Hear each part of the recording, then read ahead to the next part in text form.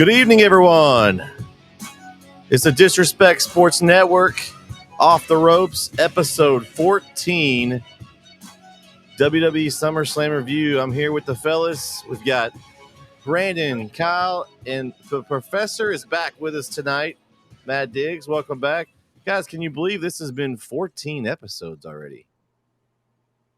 No, I saw that, and I thought that was incorrect. I thought I had to go back and look. I was like, have we really already done 14? But yeah, the time flies. There's been a lot of events this year. Yes, time flies when you're having fun, is what I always say. And we're missing one. The coach got summoned to the volleyball court. I guess Matt had done enough volleyball duty, and so now Jeremy is doing volleyball duty tonight. So he couldn't make it, but hopefully we'll get him back for next show. Fellas, how's it going? Going great. No complaints. Oh, I got some complaints, but no one was there. So. Brandon's ready already. He's got some complaints. Matt, are you prepared for this episode, Kyle? You feeling good? You got your notes? Oh, here we go. Here we go. Yes. Look, I got my notes. I will not make that mistake again of being unprepared. So I have. Look, let's see here. I got all my notes ready to go. The professor is unrelentless too, Kyle. He does not play around. No, I actually feel the need to actually compliment Kyle. Because even Kyle, when he's admittedly on his C game, he brings at least B game work. So, I mean, he's always an overachiever. Hey, I appreciate that. I'll take that as a compliment. I'll take that. Yeah, I was definitely out of my depths with the 5A and 6A, but we're getting back into more of my territory with 4A and 3A and 2A and all that coming up. So it'll be better. It was a bad experience. So I couldn't sleep that night. We got a show coming up this week. We'll be doing our 4A poll release. So if you're interested in East Texas high school football, 4A, we'll be doing that show Wednesday night at 8:30. Me and Kyle and Brandon's going to join us this week, and also with that CM guy and some guy named Vincent Johnson. I don't know who those guys are, but I've heard of them. Yeah, they'll be there. They're all right. Yeah, they're okay. They're not cool because they don't talk wrestling. Let's talk some wrestling, fellas. Going to start with off topic here. Got a few topics here to talk about before we go into the pay-per-view review. First topic, the Hurt Profits. Guys, I'm just giving them that name right now. I mean, I'm sure it's going to be the Hurt Business or some sorts of that, but we kind of saw that coming. But what do you guys think? The reaction of the fans, I don't know if they're trying to get them to be a heel team, but the fans loved it. Yeah, I loved it too. I think that Street Profits have done kind of everything they could do with the gimmick that they've been given. I mean, there's what else is there for them to do as a team? So I think a heel turn, I think is a good thing. But is it a heel turn because they were getting cheers and Lashley got cheered when he came out? So I don't know if it's going to be a heel faction per se, but I'm excited to see what they do. I think the Street Profits with Bobby Lashley is a match made in heaven. And look at Dawkins with the suit. Dawkins looks good when he can dress up. Yeah. So I'm excited to see what they do with the Street Profits. Yeah, I really liked it. We've been talking about, hopefully it'll happen. And then they started dropping hints about Bobby and talking to them. And so I think it may be a better move, them being with Bobby, than them doing the turn, per se on their own.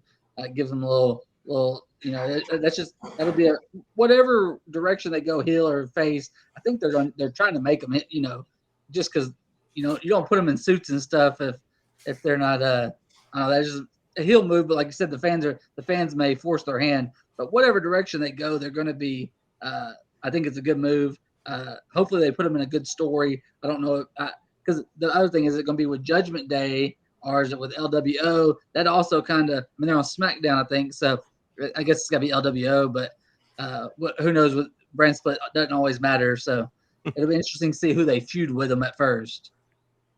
A little bit of a contrarian view. Again, I'm just feeling the lazy booking here. I mean, basically we're firing Cedric and Shelton Benjamin and putting in the Street Profits and recycling angles. I mean, what is new here? What element is new? People like Bobby because they love Bobby, and it's like they're craving to get Bobby on the air because he he has that it factor. You put him on TV and he pops out, and he gives that element of main event credibility already. And the Street Profits are kind of the same way. They've just been booked badly for almost a year now. I'd almost want to see him have an NXT run just so they can be booked well and actually get to have good matches in the ring.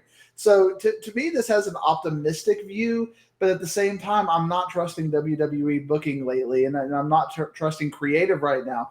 So if creative can do something great with this, yes, but you can already see it. The LWO almost feels like it's already run its course after 2 months. It's like they can have one storyline and they're done with it. So what's going to happen here? Is it a good fit? Yeah, it's 3 wrestlers who need to be on TV and need to be showcased, but are not being showcased. And I think the fans are missing them. But at the same time, if you're not going to book them well, what can you do? What if they keep Cedric and Shelton and just add to the Hurt Business? Like they're adding the Profits to the Hurt Business. I know they kind of broke up the Hurt Business on TV, but if they bring Shelton and Cedric back and then add in the Street Profits with it to make kind of this big faction. Hey, you need to add Omos as their muscle. I'm sure he will because MVP's involved. But get back to Raw Underground, and I'm not worried about Omos. I'm worried about the people that actually gonna be in the ring doing stuff. Well, but honestly though, where else do you put Omos? He's no good to be. TV. Put him in catering. Well, I understand, but at least he wouldn't have to be. He would just be muscle. He can go out there and beat people up. He's good at that. I mean, just make it where he doesn't have to have too many matches. I actually liked Omos's look on SummerSlam. I know we're kind of pivoting into SummerSlam, but when he came out, just that black and red, it looked very intimidating. I mean, just that look kind of gave me a little bit like, okay, maybe they've done some more marketing on him. So it'll be interesting to see. Is he tall Omos? Maybe he's going to be tall Omos to feud with Big Bronson Reed. The giant Omos. Oh, gosh. Here we go. All right. So I think we all kind of think, except for Matt, he's kind of not real sure about it, but everyone else thinks he's cautiously optimistic. Yeah, it gives them something else to do. So it's a kind of those wait and see type things of how it's going to go. But I like it myself. I think it's going to be something different for the Street Profits. I like them. I like them their music coming out. But again, how long can you keep doing that over and over and over? They've won the titles. They've had feuds with most of the people. So give them a turn here. Add them with Lashley. Lashley's not really doing anything right now. So I'm hoping that they do something that's entertaining with these 3, but I guess we'll see. I was warning you, Brett. I'm in a bad mood because I was just so underwhelmed by this weekend. So I'm already in a bad mood. So you're going to be throwing these things out and y'all are going to be all positive, loving your wrestling. I'm just going to come on here with a thunderstorm today. Even worse. I feel like I wasted 4 hours of my life after watching SummerSlam. And I'm just mad. Why do this to me? Okay. Well, calm down, Matt. Calm down. We're not there yet. Okay. I know you're getting off topic. This is off topic, but you're getting off topic here. Let's tune it back in. We'll let you get. You're going to throw off the topic things. I'm gonna be mad. Okay. Well, you should be mad at this next one. No Rhea Ripley on SummerSlam. What? She was there. Yeah, but she didn't have a match. She's the women's world champion, and you bit your second biggest pay-per-view of the year. And she's not in a match. Matt just said it. It was already 4 hours. You want to add Becky and Trish and Rhea and Raquel on there to make it a 5-hour pay-per-view, Tony Khan? I mean, let's take somebody off. You got to have your women's world title on there. They had one of them. Yeah, one. That's the thing. They got 2 women's titles. They had one of them on there. I mean, I agree. I think you could have taken Shayna and Ronda's match off the card. What about put your Slim Jim Battle Royal in the pre-show, and then you don't have to watch it But here's the thing: who would Rhea go against? Raquel? They haven't given that any build. They haven't given it any time to build. Do you just want to throw a random match on screen and blow through it because they didn't build it? Well, they like doing that. I know, but that doesn't make it right. But I think that's the reason Rhea didn't need to be on the show. She doesn't need to. She wasn't. I mean, she was needed. Yes, I would have rather had her than Shayna and Ronda's catastrophe that happened. But I mean, what's the point in doing? At least Shayna and Ronda had a build for about a month compared to Rhea. Well, I'm just throwing it out there. I don't. That's not. I think it's not that there was a build here. There wasn't one, but your biggest woman star right now, I would say, is Rhea Ripley. Would anybody disagree with me on that? Like No. she's your biggest women's star, and she's not on your summer, the biggest party of the summer, and she's not there. That to me, I understand the bill's not there, but that's their fault. They should have built something for SummerSlam. But you can't have a star like that up. Let's just give her the night off. It's SummerSlam. I mean, she did show up and interfere, which we'll get to that here in a minute. Which I'm angry. I'm angry about that kind of thing. That irritates me about the way that went. But she's got to be on there, right? I mean, she doesn't have to be. I get what you're saying, but then, so Roman's the biggest star. He's going to take the next 2 pay-per-views off. I mean, but not SummerSlam. He's on SummerSlam is the main thing I'm talking about. Like if it's Backlash or something like that, I get it. But this is like your number 2 right behind Mania, according to the way WWE sets him up, and she wasn't there. I mean, she was there, but she didn't wrestle. But there was one thing I did notice. Did you notice that they did they did a lot more of this than they normally do, especially on for pay-per-view? They did vignettes, not for the matches, but they did one for Rhea. They did one for Becky. They did one for the only men they did one for was Edge. They did a Liv Morgan one. I thought that was kind of interesting. They did these little extra vignettes they did a Rhea it was like a long. It was like they were building up for a match, but they weren't. You could take out the 10 to 15 minute entrances and the 10 to 15 minute vignettes between each thing, and you could have got more matches on the show. I mean, I kind of just there was so much of that; it was almost too much for me. Like I saw this, I don't need to see this again. I know they're trying to like people that didn't watch or whatever, but we have to have a 15-minute explanation of why Ronda and Shayna Baszler don't like each other, and it's like all this stuff that's built up into here. I get that sometimes, but like it seems like they did over the top this time. Like it was just way too much of that. Like, give me the match. Come on. I mean, this is like Matt said, 4 hours. Come on. I got things I want to do. Like I can't skip through it like you can during the regular week.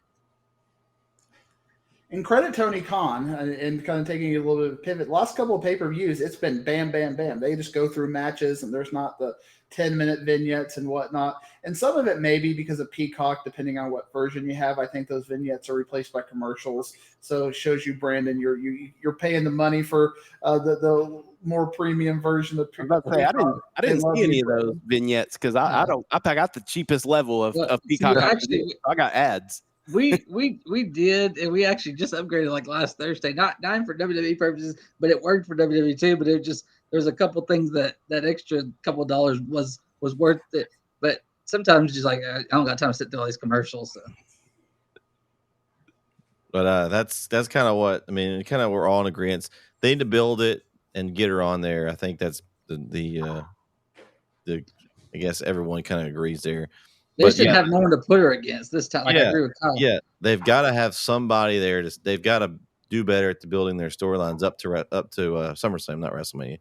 They got to do better because you've got to have somebody built for her, and they didn't have. I mean, you had Becky Lynch. I mean, wow, what could match that up with Trish? I know, but you could. I mean, you could have instead of her playing around with Trish over here that Kyle loves so much. Yes. What about Becky Lynch, Rhea Ripley? Oh, that would have been a bang of a match. That would have been fun.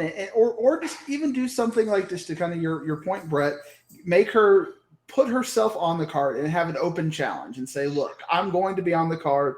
And then even just have a 10-minute banger match, maybe an NXT star or somebody who can just wrestle and maybe Rhea wins still. Where she's so cocky that she's like, I'm going to throw an open challenge out to anyone that wants to step up. And then, make them – it basically – take somebody that's maybe an up and comer and they go with Rhea Ripley and maybe extend her a little bit.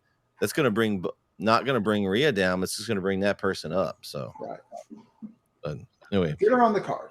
All right. So number 3, CM Punk, real world champion. What do y'all think about that story? I know Matt wants to talk about this because Collision is his favorite show right now. Now, I haven't had a chance to watch Collisions. I had to watch this 4-hour crap show. I haven't watched it yet either. So But I mean, that angle started last week, so he may have lost it for all I know because he put it up against Ricky with Ricky the Dragon. Don't be spoiling over. I'm just saying it's possible because I'm a week behind. Did you really think that he's going to lose it to Ricky the Dragon Steamboat? I mean, CM Punk's been on a losing streak lately. I mean, he jobs quite a bit. Who knows? I'm feeling that 90s Ric Flair big belt thing going on again with the real world champion. But again, I do believe they're probably building toward that the all-in, the Chicago version of that, maybe the unification match with whoever wins at All Out. So I'm with what AEW does, I give them the benefit of the doubt, and it'll be fascinating to see how this works. Is it the most fun angle? No, but I mean, he's saying, I haven't lost the belt. I've forfeited it, and here I am. Come get it. I mean, I get the storyline. I get why they're doing it. And it gives Collision and Dynamite both champions on big champions on both brands. And CM Punk's got a good point. He never lost the title. He was never pinned for the title. So he's got a good. I mean, logically it makes sense. So I get why they're doing it. I don't know. I don't know about. Do you want to see it turn into something, or do you want it to see it Matt says combined? I think it'll be a unification. I don't know if they'll do it as quick as All Out or All In, just because that's in 3 or 4 weeks. I don't know if you want to do that with CM Punk and MJF, because I'm assuming MJF's going to beat Adam Cole at All In. So I don't know if you want to do CM Punk MJF, because these pay-per-views, remember, they're Infinite Wisdom. They are back-to-back weeks. So you have All In London 1 week, and then the next weekend you got All Out in Chicago. So even whoever wins that All In match, that's a quick turnaround to have a story with CM Punk for unification the next week. And Samoa Joe called out CM Punk. So I think Samoa and CM Punk got a lot left in the tank to do before CM Punk worries about MJF right now. The one thing makes me okay with how they're doing it is because AEW's kind of been consistent with this. This is one of the first men's ones they've had to deal with, but the women's, every time a woman leaves as a champion, they always name an interim champion. They never just give it WWE makes them totally forfeit, but AEW has been consistent where they've always had an interim champion. They didn't technically do that for the men's one because CM Punk left on different circumstances. He didn't leave with an injury, so they kind of skirted that a little bit. I mean, he was technically injured, Brandon. Was he? Hey, that's what I was about to say. He was technically injured. It just happened that there was a fight the same time. Yeah. But they didn't mention the injury. They didn't mention, where Thunder Rosa was hurt. They mentioned her a lot. They were like, Jamie, when it was Jamie Hayter, she's keeping the title warm.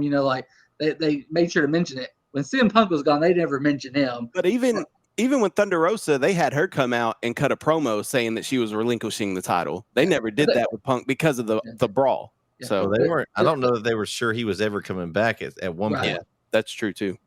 But they've been pretty consistent, always having an interim for most of the time. The interim, or WWE doesn't do that. So I don't like the interim. I don't like it.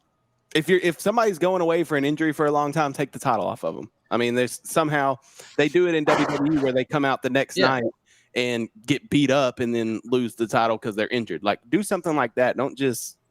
I don't like to just giving it up to have an interim title. That's not a real champion. The belt or you could be like Roman Reigns and only defend the belt twice a year. That's a good work schedule.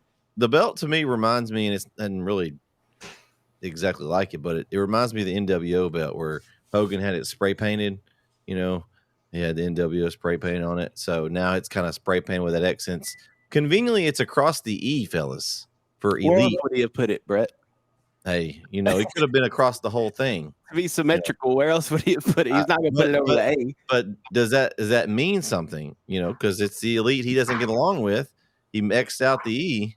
I've heard rumors that's kind of why, and it's going to lead to something later with them at some point. So they will meet later. They're going to do business. They'll meet later, but I don't think this X across the E in All Elite Wrestling has anything to do. I mean, I think he did it for looks. I mean, it's the middle of the belt. That's just me. I don't think it has anything to do with it. All right, y'all ready to talk about this pay-per-view? Go ahead. What do we do with the women's tag titles now that Sonya Deville, I don't know if y'all heard, she tore her ACL. So she's on the shelf. They just gave the titles. These are worthless titles. Just They're burn cursed. them. Burn them. There's no sense in having the women's titles. They are absolutely worthless. So why even have? That's my opinion. It's like they're bad luck, Kyle. You had every time you get either someone gets hurt or their partner turns on them here. The last 3 to 4 people that have had the belts. You had Liv Morgan, she got hurt. Then you had Shayna Baszler and Ronda Rousey.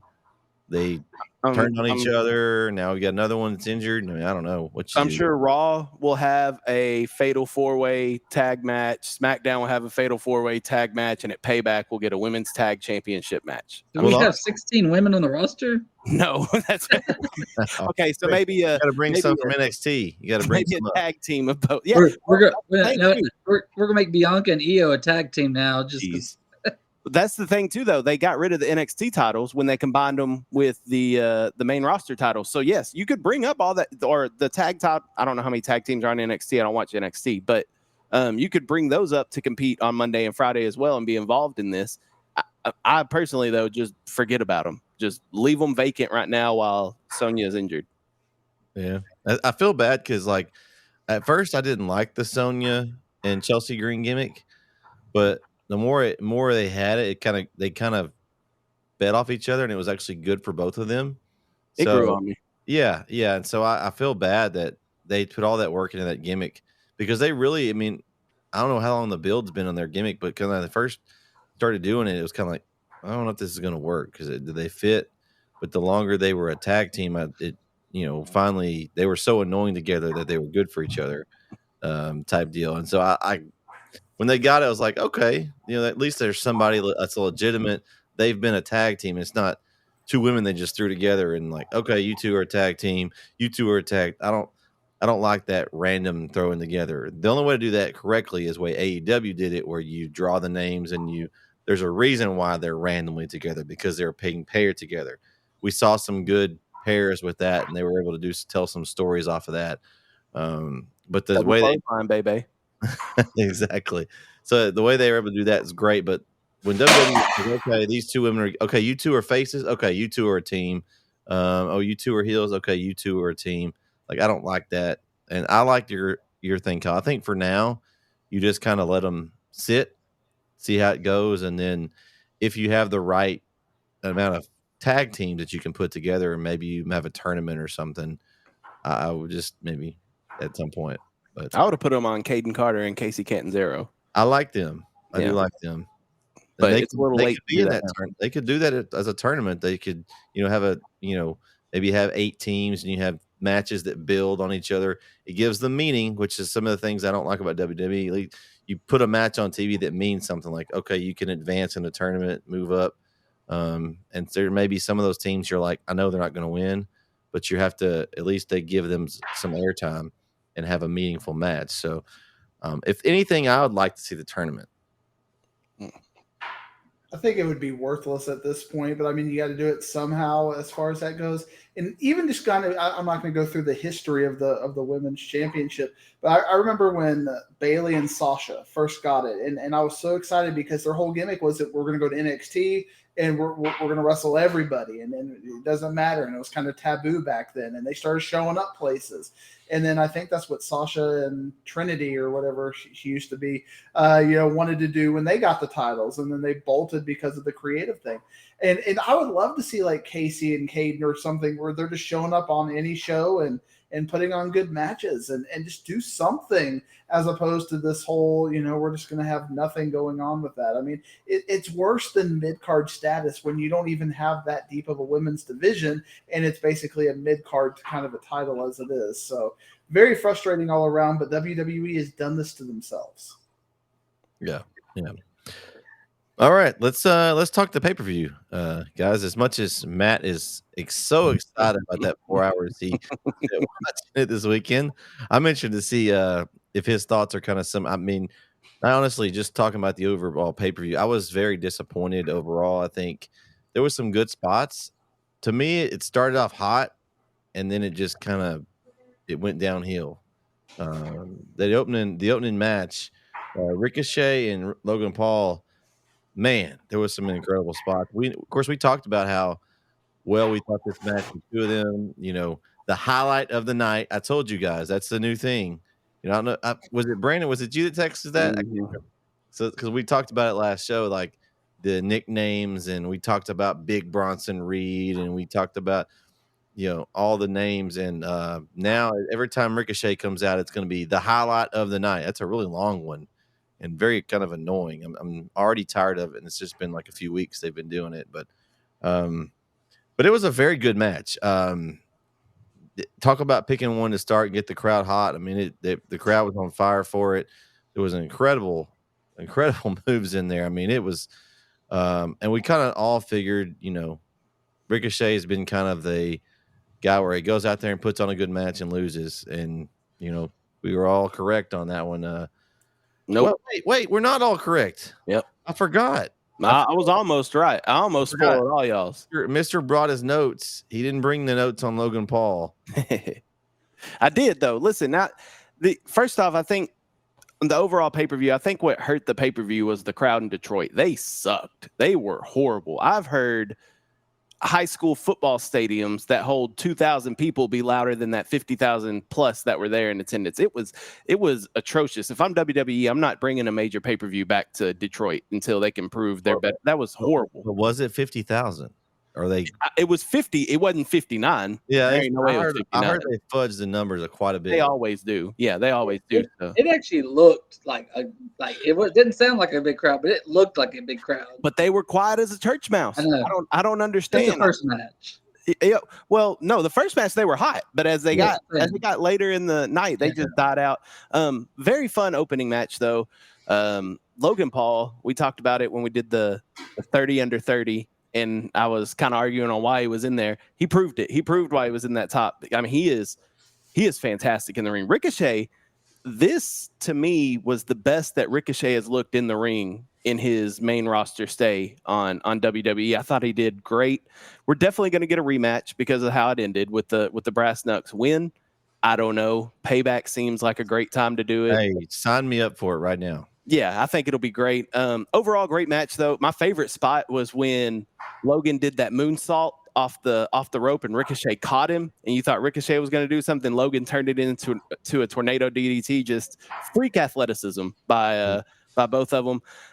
And I don't know. I saw on TikTok afterwards, WWE posted Samantha Irvin. She hated saying Logan Paul was the winner. She was. Oh, her face was priceless. Yeah, I think that there should added be some memes. There should be some memes of her face somewhere.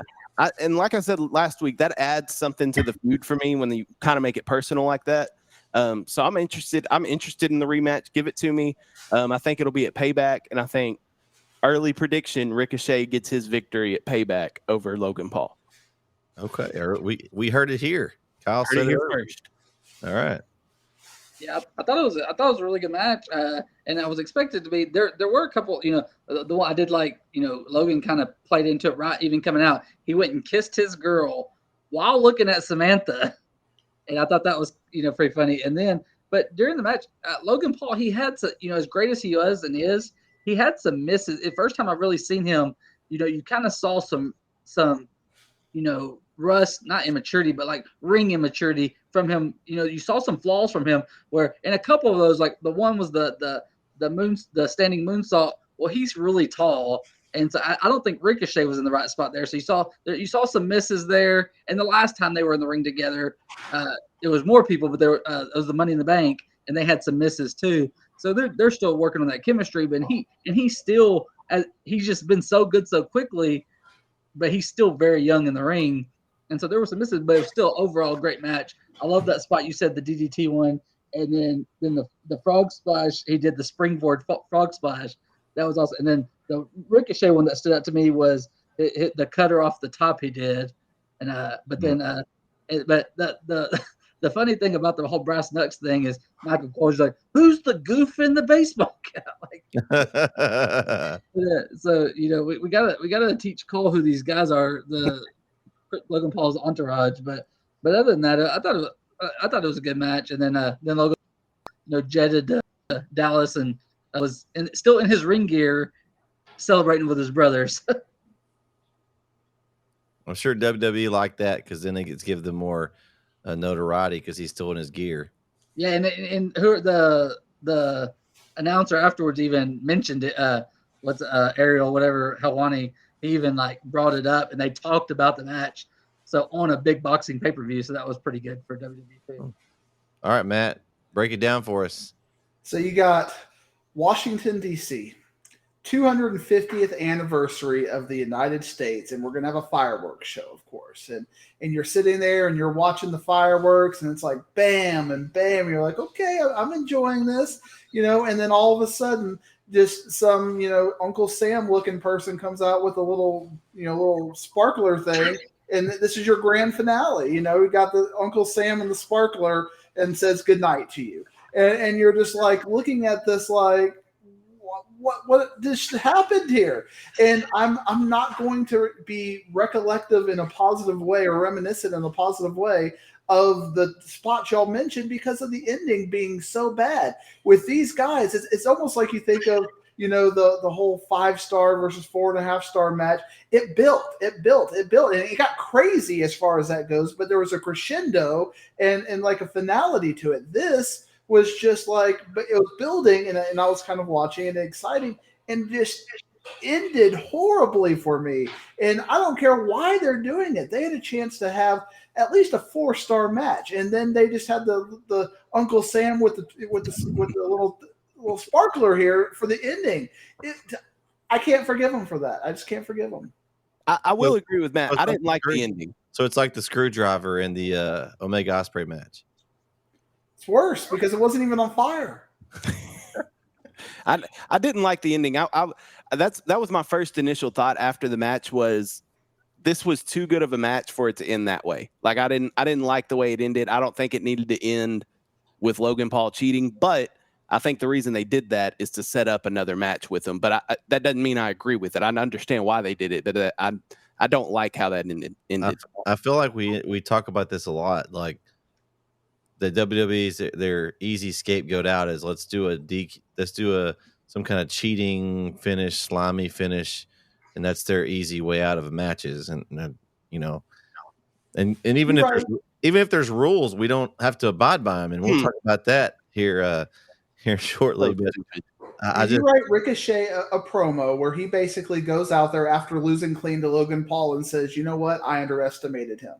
Even with all of this, I underestimated him," and you can even give him montages for a couple of weeks where he's getting better and he's practicing in the gym and he's watching tape and, he's talking to, you even get like the Chad Gable in there and getting some technical tips or whatnot. And then you have a second match and then maybe he beats him in that second match because he gets, you can lose clean and still write a storyline to get better without having to do something slimy like that and ruin the match. It's lazy booking. I mean, it's what it is. I mean, it's to me, you just we can just do this and get a second match out of it. Easy way. Oh, he cheated. Now I get to rematch him. I mean, is that how many times we see that? I mean, we see it all the time. But yeah, it's a consistent thing. But yeah, I think and Kyle's right. The crowd, and that's why I said you went to this peak, and my peak was the LA Knight win in the Battle Royal. Once that match was over, the crowd went, and then just the rest of the night it seemed to be, I don't know if it was just they couldn't replicate it just because they were so fired up to see LA Knight. Because honestly, if you think about it, if you're WWE, that's what you probably should have ended on if you're going to get that pop in LA. I mean, the way you go off a show. It didn't help that following LA Knight, we had to have a MMA fight between Shayna and Ronda. That didn't help matters. That made that little sparkler. It kind of just fizzled out. That was there wasn't a sparkler. They were out of sparklers. Yeah. All right, so let's go to the next match. Then we had Brock Lesnar and Cody Rhodes. Guys, this match was actually, to me, it was better and longer by probably double than what I thought it was going to be. I think we kind of discussed that we thought this would be the normal, okay, Brock gets his moves in, Cody gets his moves in, and then Cody wins. But it was a really long match. I actually am curious to see if I can find how long it was. but I feel like it was maybe 15 to 20 minutes just by feeling wise. So I honestly like this match more than I thought I was going to. I thought it was going to be just like we talked about. Lesnar, it was the same type of match though, because Cody got his bruise, and then once Lesnar started just beating him down, and of course, the gripe I have in this match, and it's going to be several times in this pay-per-view. Kyle probably knows where I'm going with this. Did we ever have a no DQ mentioned in this match? No. Can we use the steel steps in a regular match now without being disqualified with the referee watching us use them? Not only can you use steel steps, but then you can get a rope break following that after you use steel steps. So yeah, that's what bothers me about this match. I don't understand why I get it. They knocked the ref down. That happens every Roman Reigns match. We know that the ref wasn't down. I know, but that's what I'm saying. At least in those matches, I can at least they can cheat because the ref's not watching. The ref was literally watching them use the steel steps. He saw him hit with the steps and goes, "Oh, I mean, that's a DQ." I mean, why do we even have rules in wrestling if we just can do what we want? Okay, well, we don't need no DQ matches. Every match is a non-disqualification match. Okay, at least make it that way. If you're gonna have rules, you gotta enforce them and use them in your storyline. Like, to me, this is terrible. Like, I'm glad this feud is over. It was a little strange that Brock Lesnar went up and shook his hand and raised his hand here. Like, okay, so we still don't know why you attacked him. Were you just testing Cody Rhodes? Were you like trying to see how much you could get out of him to try to build him up for Roman Reigns? I still don't know, but like, he was okay with losing. He just raised his hand at the end. Guys, I don't know. I'm frustrated. I like the match more than I did, but I don't like the way it went down personally. What do you guys think? Real quick why I didn't like the whole stairs thing. Why isn't it DQ? Also, I agree. But to play devil's advocate, people all the time in no DQ matches throw people into the stairs, and there's nothing ever called. And like, I don't know if it's considered it's part of the ring, but once you pick them up, is it no longer part of the ring? And that's a weapon. Once you pick them up. So that's why I agree with y'all. But just to play devil's advocate is like, I don't know if that's their logic. Is people use stairs in no DQ matches all the time. They don't have logic, Brandon. They don't have logic. Come on, let's be real. There's no logic. I mean, stairs are used in matches all the time. Normally, you're just throwing them into them, and that's never called. Well, here's my question too. So, obviously, if it's a regular match, you can't just throw people through tables, right? Because if you throw them through a table, that's a disqualification. Unless it's the announcer's table. Announcer's table is okay, but so an F5 through the table. Through the announce table is also not a disqualification. I'm unsure on what all these rules are. But as far as this match, the feud or whatever, it's been rinse and repeat for weeks. Brock will come out, he'll attack Cody. Then Cody will come back the next week and he'll do the whoa, and then he'll come out in a suit, and then the same thing next week. It'll just rinse and repeat. It's been doing the same thing over and over and over and over again for months, and I was over it. So the match was more of the same. It was Brock just beating up Cody for the whole first 12 minutes of the match, and then Cody, his miraculous victory against all odds. He had to fight adversity, pal. Yes, great. He won. Awesome. Wasn't it better? Was it better than you thought it was going to be, though? Or did you just not? I'm going to be honest with you. After Brock F5 Cody through the table and Cody beat the 10 count, I was like, I'm over it. I'm over this. This is it's Matt cheat code. Entertained. It's Matt cheat codes. Remember, you can put your cheat codes in. You can go through 18 tables and still survive. Yeah. I mean, I wasn't a fan of this feud to begin with. This Saturday's match, maybe it was better, maybe it wasn't. I don't know. I wasn't entertained by it at all.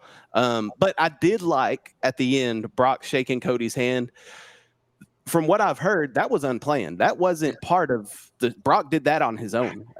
So I think that, like him or not, like what he does in the ring or not, Brock's kind of a gatekeeper for WWE. And I think Brock shaking Cody's hand, maybe it does in this feud because now Cody has earned Brock's respect. And maybe that's all Brock wanted at the beginning. Then freaking tell us that 3 months ago. Like, it's not that difficult, but I hope this is over. I have a bad feeling that it's not, but I hope that it's over. But they build it as like the last. I mean, they even mentioned it. But I know that doesn't mean anything. How many times have we heard last whatever, and then we see them in the ring next week? And we got payback next month, you know. But the way it ended after the match, like with I don't see how they go back to. But you never know. I think you're right, but I don't trust WWE. But I have a few notes here.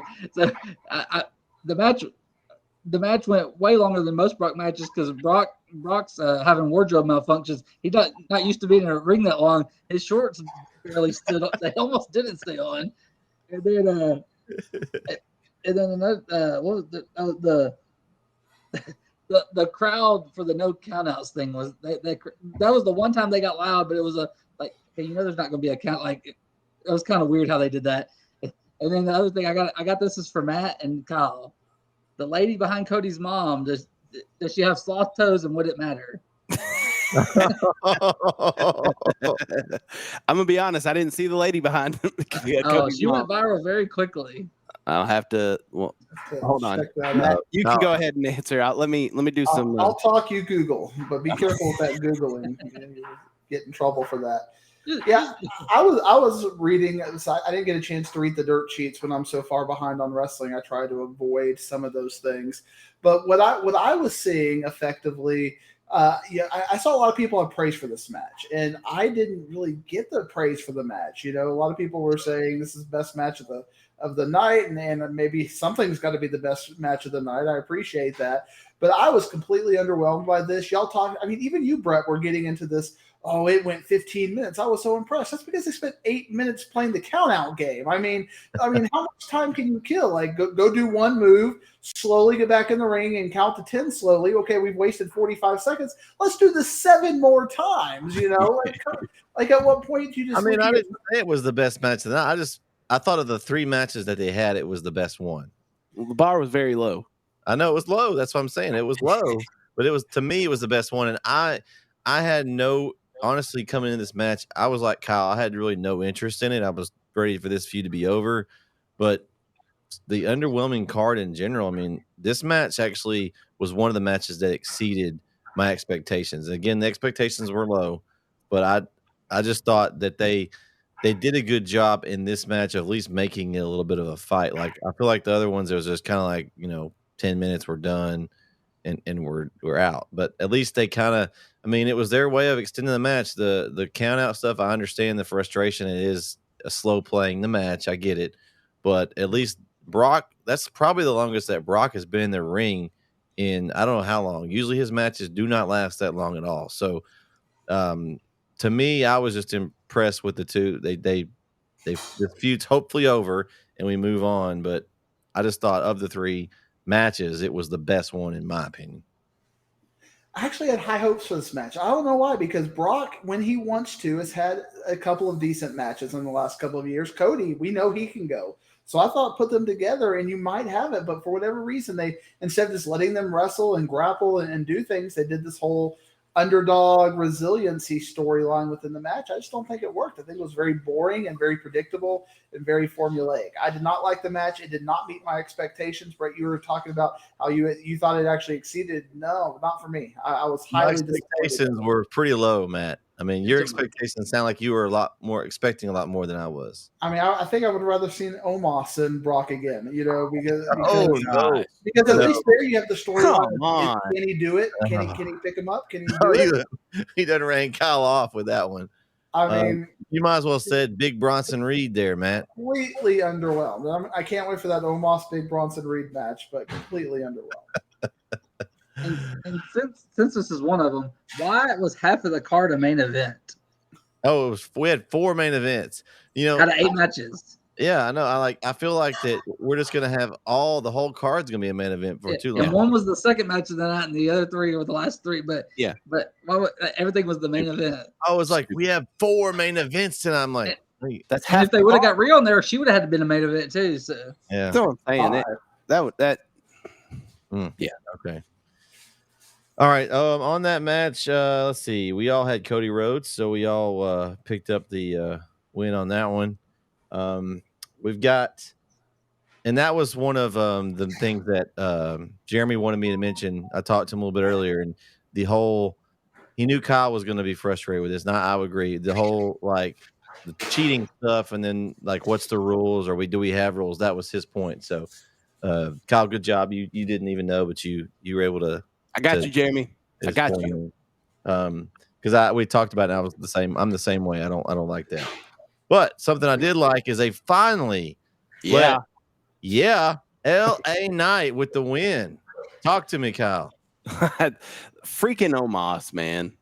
That's the one. I was right before the match started. Ding, ding, ding. I was like, yes. Then I heard MVP's voice. I said, oh no. I put my hands in my head like this. I said, oh no.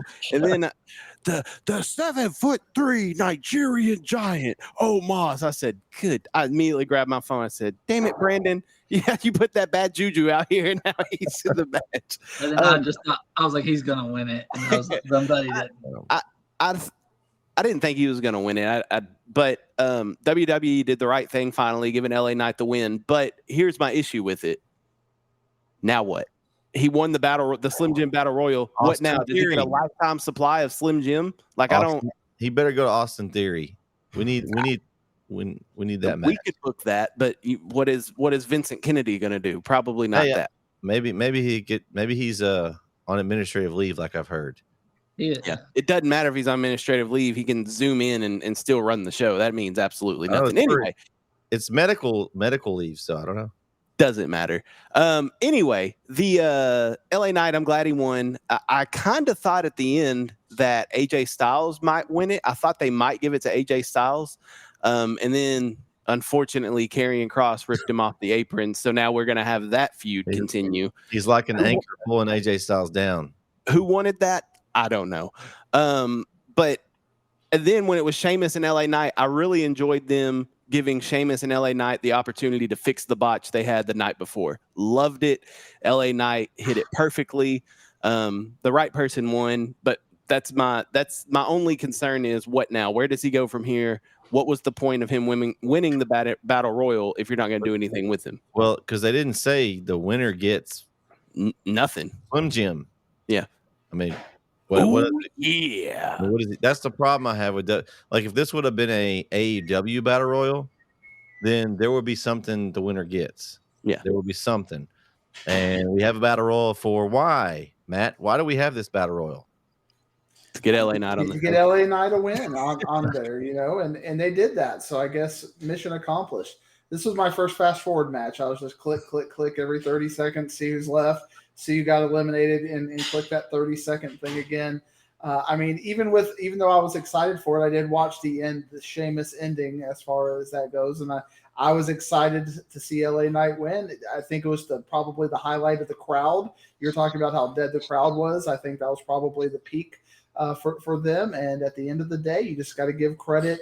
They did find a way to get LA Knight. He's now 1-1 in cross-branded promotions. He's not good with Mountain Dew, but he is good with Slim Jim back for that Royal Rumble loss. But hey, what can you do? Yeah. Talk to me, Brandon. Kyle touched on my point about that. I love that they made a watch from Friday and did the exact same spot, and Sheamus actually leaned up this time like he's supposed to. And then y'all talk about Theory being next, but I didn't know until later in the show that Theory was in this match. I totally missed him in this match. I never once saw him, but then later in the show they brought it up that he was eliminated at a certain point, and I was like, I once saw Theory in this match. I mean, they kept bringing us. I guess I'm missing some stuff on Raw. They kept bringing up these things about. It's like I haven't seen Chomp in forever, but apparently he has some feud with Bronson Reed that I had no idea about until the other night. So. Yeah, they've got some weird thing going on with Shinsuke, Ciampa, Bronson Reed. It was somebody else that was involved. Who was the other one that was involved in that? There's kind of like been a Shinsuke and Ricochet.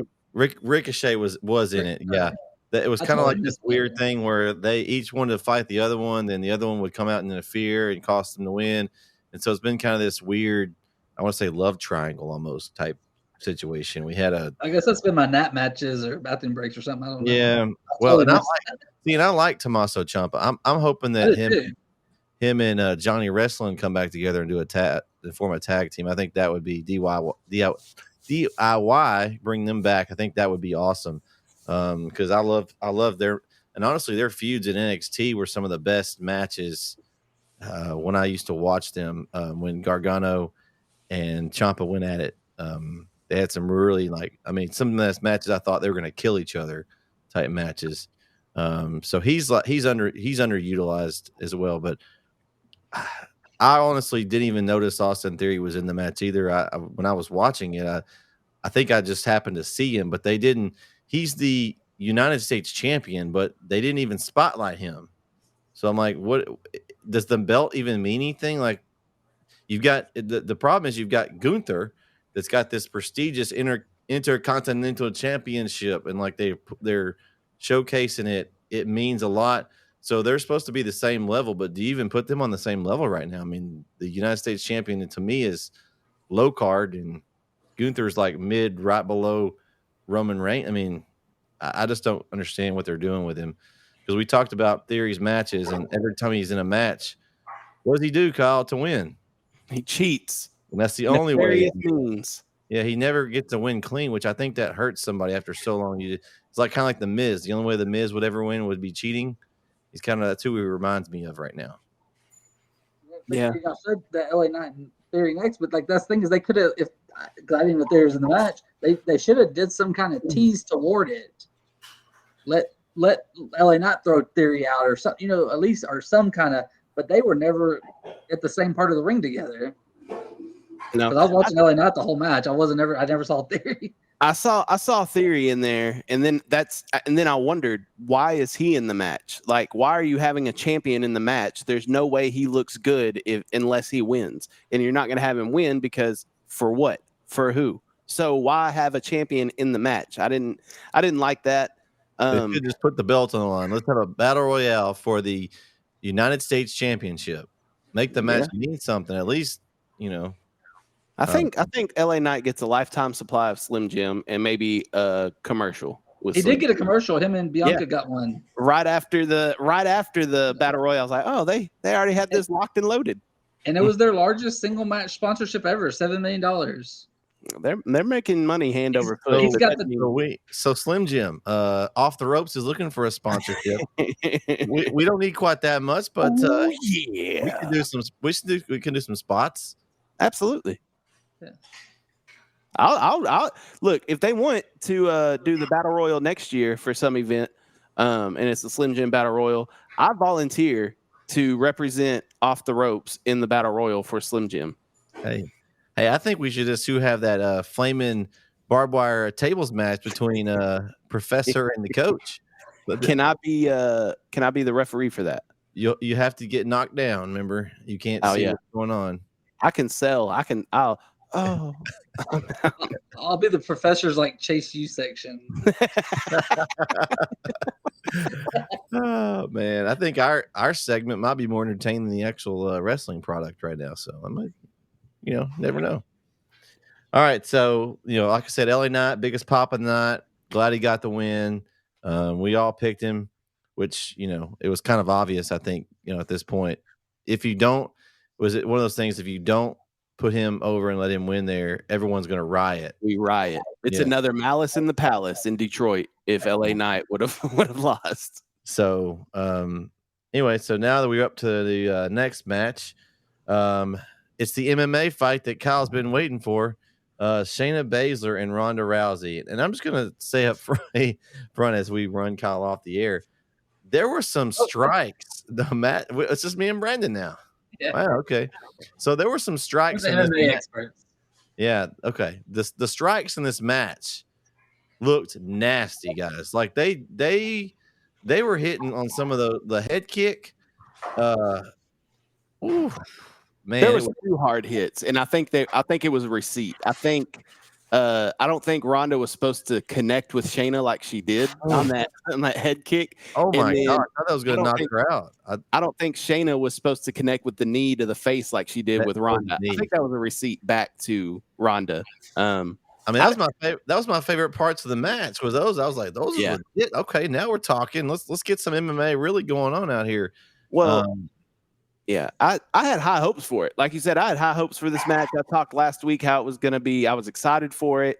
It fell absolutely flat. The crowd, I don't know if there was a crowd there. I didn't hear them the entire match. Worst match of the night, in my opinion. It's also hard to watch an MMA stipulation within a choreographed wrestling ring like that. Well, then they can just roll out of the ring when they need a break. There's no cage. They should at least made it in the cage. They should have had a fight pit. They should have brought the cage. Yeah, brought the cage down, put them in a cage. That way, at least you can't run away. Yeah, it didn't come off well because we know MMA. That's those men and women are real. They will knock you out and not think twice. So going into it, I even said it last week on the preview show. I think this is a way. Justin Gaethje is a bad man.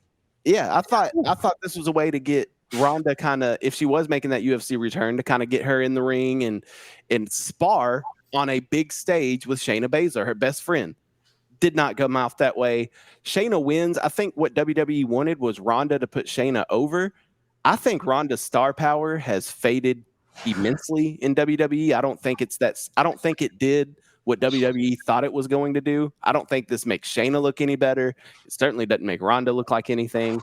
I would throw this stipulation out of WWE. Let's not try this ever again. It didn't work. Did you notice that they talked about that Ronda had never been submitted in WWE? Like they made a point to say that before the match.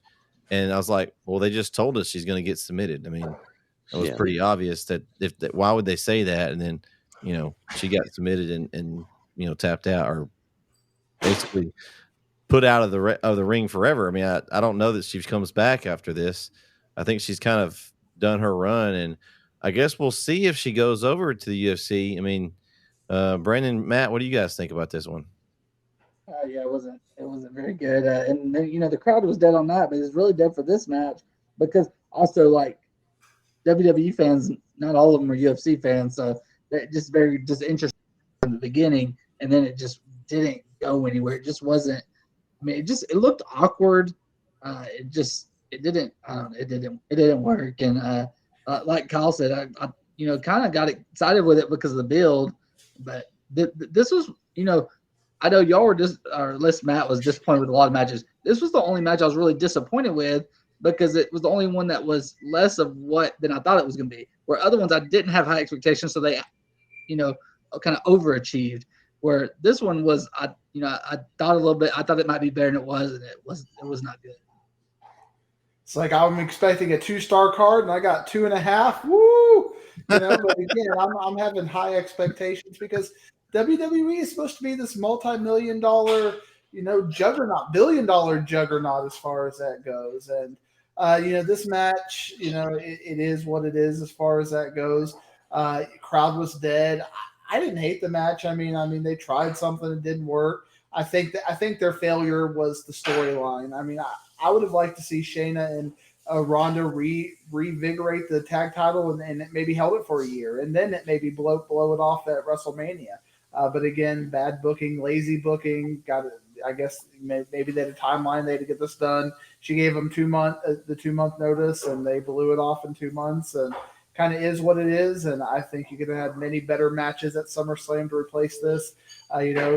Rhea versus Ronda. Maybe have Rhea take out Ronda and retire her or something. But it is what it is. Yeah, I think overall I didn't care for the match either. The main spots, the knee to the face, the kick to the head were my favorite parts of this match, honestly, because it was they're actually gonna really hurt each other. You could see the swelling on the face, it was legit. I was like, oh, that's cool, but then the little weak tap out thing, I'm not a fan of it. I missed the tap out. I don't know what I was doing. I saw Shayna. You're probably asleep. She didn't tap. Drowsy. She didn't tap. She just passed out. Right. Yeah. But I mean, I didn't. I saw Shayna put her in the Karafuda clutch, and I was like, okay. And then I just thought, okay, she's gonna reverse it or something. And I looked away or something. Then I heard ding, ding, ding. I was like, it was very odd. Yeah. I don't know. Maybe those kicks in the knee hurt more than what it could have been cut. They could have hurt more than what we know. I mean, because look, I honestly, I was in shock. I was like, "Oh crap, was that supposed to be that?" I mean, because you could hear those. Like usually, I think that was a receipt. I think it was a receipt. and so I kind of wondered if that's why the match got cut short like that, Kyle. I mean, it could have been that one of them took it a little bit harder and they had to cut it short. I don't know. I think both of them having an MMA background, they knew that was a possibility that could happen going into. I don't think it cut the match short. I think the match went as planned. I think it was just poor planning, poor booking, poor execution, poor everything. And if you'll allow me to go on like a 1 minute rant, hopefully it won't be something you're going to typecast here at some point. Yes. So we are dealing with $1 billion company that should have professional storyline writers. And there have been matches in NXT. I know Kyle doesn't watch NXT, with Shayna and maybe even Bianca before Bianca got elevated, where like Shayna would keep people in the Caraboo clutch for like 3 to 4 minutes. I mean, it was an ongoing kind of a thing, and she had to work them down and fight them, and they rally back and they'd get the ropes and she'd keep going. And now we have like a 45 seconds to submit Ronda. I mean, if you're going to have a move and it's going to have different intensities and different levels of that, you need to have that kind of routed and kept your receipts on it so you know kind of how to do it. And so, again, that was a disappointing thing for me, given the fact that other people have lasted longer in the Caraboo clutch than Ronda, who is supposed to be this big MMA star. Yeah, I mean, that's true. Maybe she's not as tough as anymore. She just can't hack anymore, Matt. It's time for her to move on. Like, maybe that's... Well, she can't be the toughest because she's not the EST of WWE. Oh, well, yes. That's true. Who proved her toughness. Oh, my. Let me tell you. We'll get to it. Yeah. Well, speaking of toughness, the next match we've got, talking about some aggressiveness, some hard hitting. And we talked about this one being hard hitting and aggressive. Gunther over Drew McIntyre. We all knew that. Was going to happen before the match, but I mean, match overall, it was very average to me. I like the hard hitting style, but to me, when I can tell you and I could go put $1 million trillion on the winner, and I know it's going to be a certain person, it's hard for me to get into those kind of matches. Like, I knew there's no way Drew McIntyre is winning this match. I don't think he's got a long-term contract at WWE. Honestly, if I'm him, I'm going to AEW because they haven't done anything with him, really. He was there, I guess, the COVID champion when there was no fans. He kind of got pushed at the wrong time for him and really hasn't really recovered. I mean, they just don't know what to do with him. You've got this. When he currently come out with the sword, I started losing it. I'm like, why are you bringing the sword? Are they going to let you use the sword in the ring? Come on, this whole thing. Who knows? We don't have disqualifications. Yeah, so you can behead somebody now. That's part of the rule. Hey, you have. As long as they're down for that 3 count, we're good. And the Mania Kyle and I went to, he chopped the ring in half. You're just looking for things when you start adding things like that to the character. You can't use a sword. Come on now. There's no reason. I can see a baseball bat because at least you can use that. I don't have any problem with those kind of items. Chair, whatever, kendo stick, fine. You're not using a long warrior sword on anybody. So that being her name is Angela. Okay. But I just thought this match was just average. I don't really have any reason to really talk about it more. Gunther won. He's moving on to hopefully a bigger and better opponent. This was absolute slugfest. I mean, it was hard hitting. It was smash mouth wrestling. It was everything you expected it to be between Drew McIntyre and Gunther. I'm like you though, Brett. I was kind of underwhelmed. It's almost like this match, it never got to that next level. Like it never got out of that gear. It just kind of stayed. And I think the crowd was getting into it, but it never ramped up. So the crowd was just like, yeah. They knew Drew McIntyre wasn't gonna win, Kyle. Yeah. I mean, it was very predictable, very, very predictable. But here's my thing: what does this mean for Drew going forward? Where does he go from here? Because he just returned after being off TV since Mania. He just returned for 2 or 3 weeks to then lose to Gunther. Now what? Like now what do you do? Now what do you do with Drew? So you put him with the Brawling Brutes, you turn him heel, and they just start beating the crap out of folks every week. I think Drew is turning heel. I don't know when it's happening, but I do think he's turning heel. But same for Gunther. What's next for who's going up against Gunther next? I want Gunther to trade his belt for a title shot. I'm still determined that I know they're not going to do it, but that's the only way. Because I mean, what do? You can't take the belt off me. You beat him, but you want him to go for the next title up. Maybe you want him to go after Seth Rollins.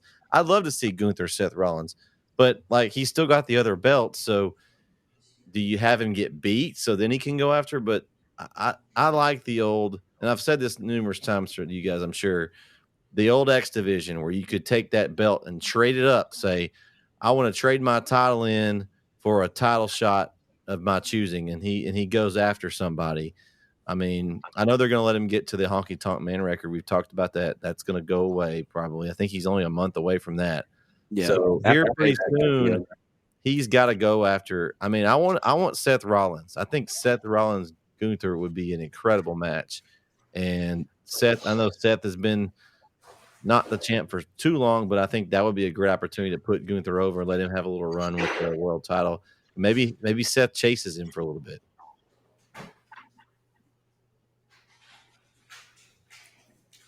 This is how underwhelmed we are. We're just all looking at you like, it is what it is. I'm trying to write some actually interesting storylines here, Matt. I mean, there's basically a couple of tiers in WWE, and that's it. And Gunther has gone through pretty much his max, and I don't know if his star power will get him up to that next level. And unfortunately, because of the way things are, done, Bobby would probably be a really good feud for him, but Bobby Lashley, but they're not on the same show brand right now. So, what can you do with him right now? I think you can just probably KO, if he gets healed up is probably his next logical thing, but then you got the tag titles to deal with as far as that goes. So, or Sami Zayn, I guess could be. You got two sets of tag titles and neither one of them are on because you got one person hurt. Yeah. So, I mean, it's going to be fun to figure out how they handle that situation. Maybe the Hurt business will just go wherever they want to go, and that could be fun. That they kind of like Judgment Day goes where they want to go. Maybe the Hurt business will go where they want to go. Like Dirty Dom. I think Bobby's technically a Raw superstar anyway, but then he showed up there not with the Street Profits. But I think he's actually a Raw. I can't remember, but because like we said, brand split doesn't matter. And you, Brett, you said something about them not doing enough with Drew. I always thought they did too much with Drew. I think they pushed him down our throats for too long as a face. If they switch it up, I really liked. Like I said this on the last show. I really liked, future, Broken Dreams, what they used to call the future. I used to like that version of Drew. I don't like the version of Drew now. Sword or no sword or whatever. I just don't like this Drew, and it was. I thought it was too much. And please don't put him back with Sheamus. They did that, and I didn't like that. And so please don't put him back with the Brawling Brutes or with Sheamus. Just I don't know what to do with Drew. But I had two notes with this match. I think they kind of went correlated. But I said Gunther is a freak. Like he is a freak. Like to do that at his size, the things he does. But the one move he did a frog splash into a clothesline into the powerbomb. I was like who did like the dude is and I saw him live several years ago. Well, right before the pandemic, and it was a 8-man tag. And it was Walter. Yeah, Walter was the Imperium against the Undisputed Era, and there was just and the place went nuts when they won, and the whole place was chanting Walter, and he was doing the same things then, and he was bigger then. Yeah, now he's thinned down, and he just can do so much more. And I mean, I think there is I know Matt said he didn't know, and they may not push him to that next level, but I think there is another level, and I hope we get to see it in WWE. But like Matt said, you never know if they're ever going to push him to that level. I think they will. I think he's going to get beat after he breaks Honky Tonk Man's record. He's going to lose the IC title, but I think he'll lose it in a way where he's like, I've done all I can with this title. I don't want it anymore. I want to go after a bigger title. I think however they make him lose that title, I think they still keep him strong. And then, yes, I think we have a Seth Rollins and Gunther match down the road at some point, maybe at Royal Rumble. I think down the road at some point we will have that match. And I think Gunther is big title ready. I think he has proved he's a workhorse in the ring. Like Brandon said, he's a freak. He is amazing. And to your point, Brandon, when he was Walter, he was a bigger guy. I remember the match with him and Ilya Dragunov at NXT UK that was phenomenal. I mean, it was a great match. And so Gunther can definitely work in the ring. And I'm excited to see what they do with him going forward. But this is always the problem with WWE. What's the follow-up? What do you do in the follow-up? You can get these people to this point, but what do you do after that? So we'll have to see.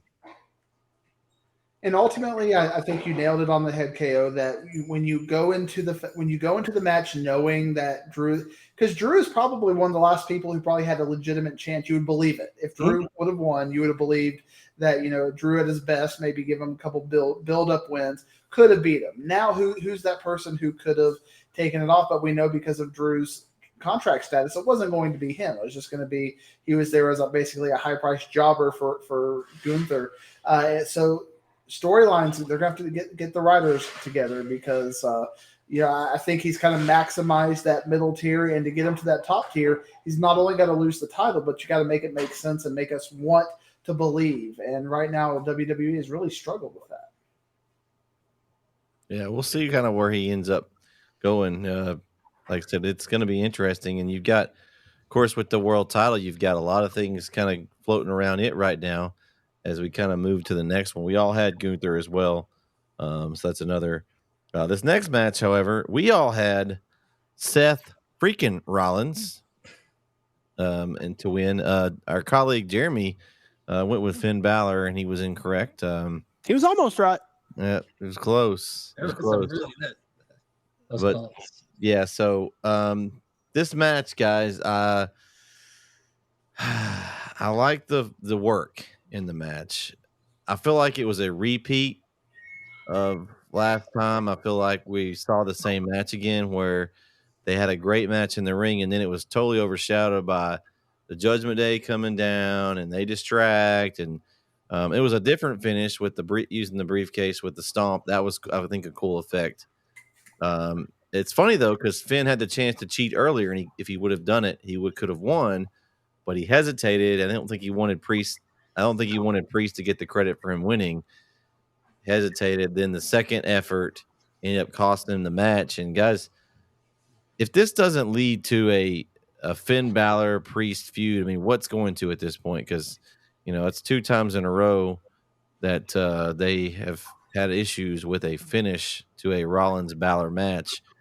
I know they did a good job of building up the 7 years, but I'm kind of done with them for now. I'm intrigued if they can go with the Priest Balor feud. Maybe they put the briefcase on, or they put something on it. I know kind of off the top of this match, but what do you guys think of this match and the feud going forward here?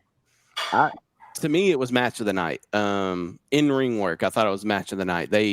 Great storytelling throughout the match with Finn doing the buckle bomb on the same thing that Seth did 7 years ago. The storytelling throughout the match was great. You weren't going to have a bad match with these two in the ring. They're both phenomenal.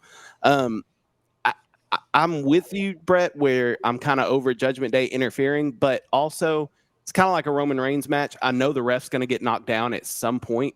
I know Judgment Day is going to interfere at some point. It was just when it was going to happen. I liked the ending, though. It left different avenues for WWE to go. To me, it looked like Priest was trying to help Balor, give him the briefcase to use it. I think Balor thought that Priest was saying, hey, I'm going to cash in right now. And Balor was like, no, we don't need to do this. So I think there was miscommunication. And then at the end, Priest trying to help and ultimately costing Balor the match and him getting stomped through the briefcase. Love the ending. Thought it was great. And I do think, yes, like you said, Brett, if this doesn't kick off a feud between Damian and Finn, then what is? I mean, they patched it up already. I thought they were going to feud before, and they kind of, we patched this up, yada, yada. I mean, at some point you've got to, right? I mean, it's got to be. I think that definitely it's definitely leading there. When it gets there, I don't know. I think it's coming sooner rather than later. It's definitely happening. Payback? Maybe. I mean, you could. Yeah.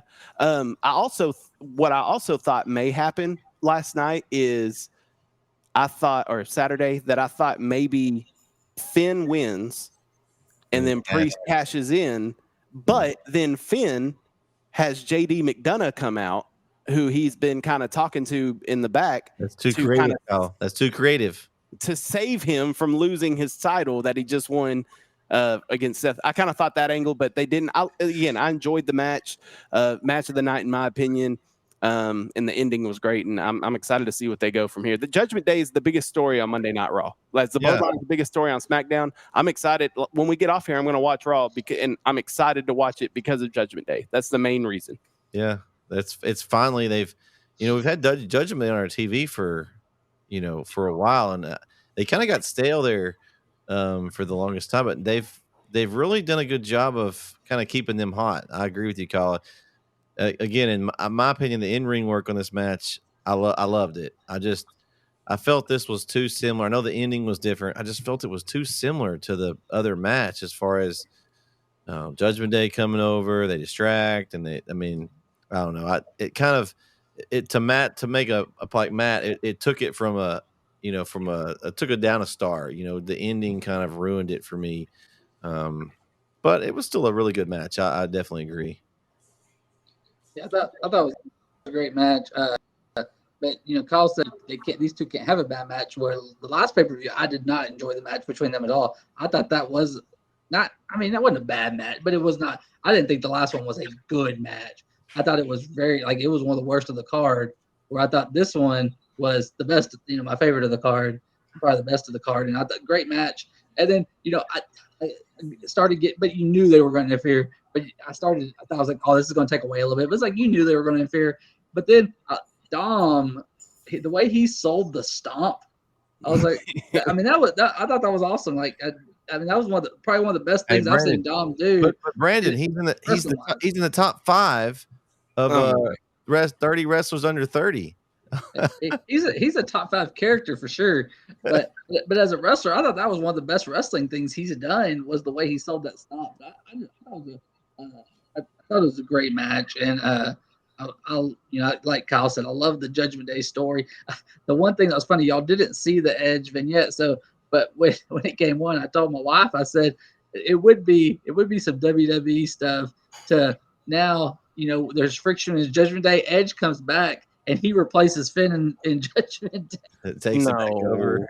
Oh, I don't. It's not going to happen, but that would be something they would do. Yes, absolutely. And then Finn joins JD McDonough. But, to keep the Judgment Day going, I could see them just bringing Edge right back in. In trying to collect my thoughts, I finally – you said it, Brett. It kind of finally gave me the word I was looking for to describe my feelings on it. And it was just stale. This match would have been a nice house show match. They like you said, they all wrestle well. They're very good wrestlers. We know this. What's new? What's that next level? There's no stipulation on this match. There's no steel cage, last man standing, hell in the cell, ladder match, anything to give us that finality to this arc. It was just another match doing the same exact thing, ending the same exact way. And for me, another sparkler. I found myself fast forwarding through this match at times, because it's just, I've seen it. It's there. There's nothing special to it. It wasn't bad. The in-ring work these are two very talented professional wrestlers doing very good things, but I was just waiting for Damian Priest to come out. I was like, I just fast forward, and that's why I started watching the match was when Damian Priest came out, because to me, that's when the match is going to start. Okay, what's the storyline going to be?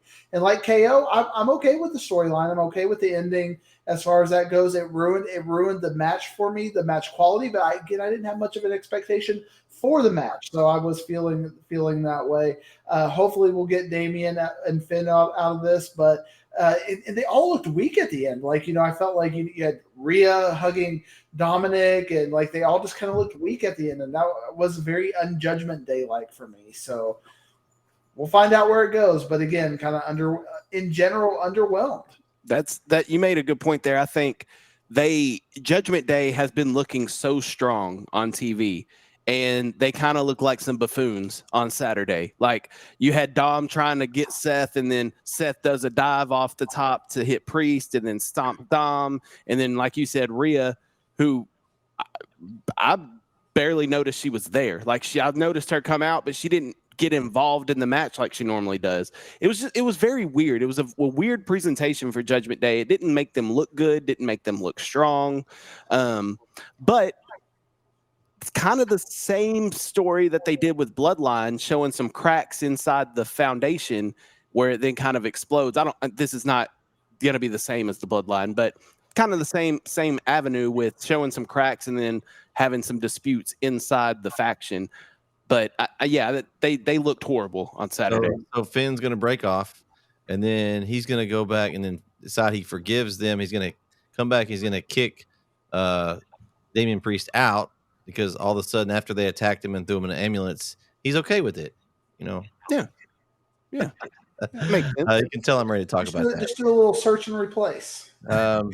Okay, so the next match, honestly, I love this next match. The triple threat women's match I thought they did a lot of things with the triple threat that sometimes they don't do.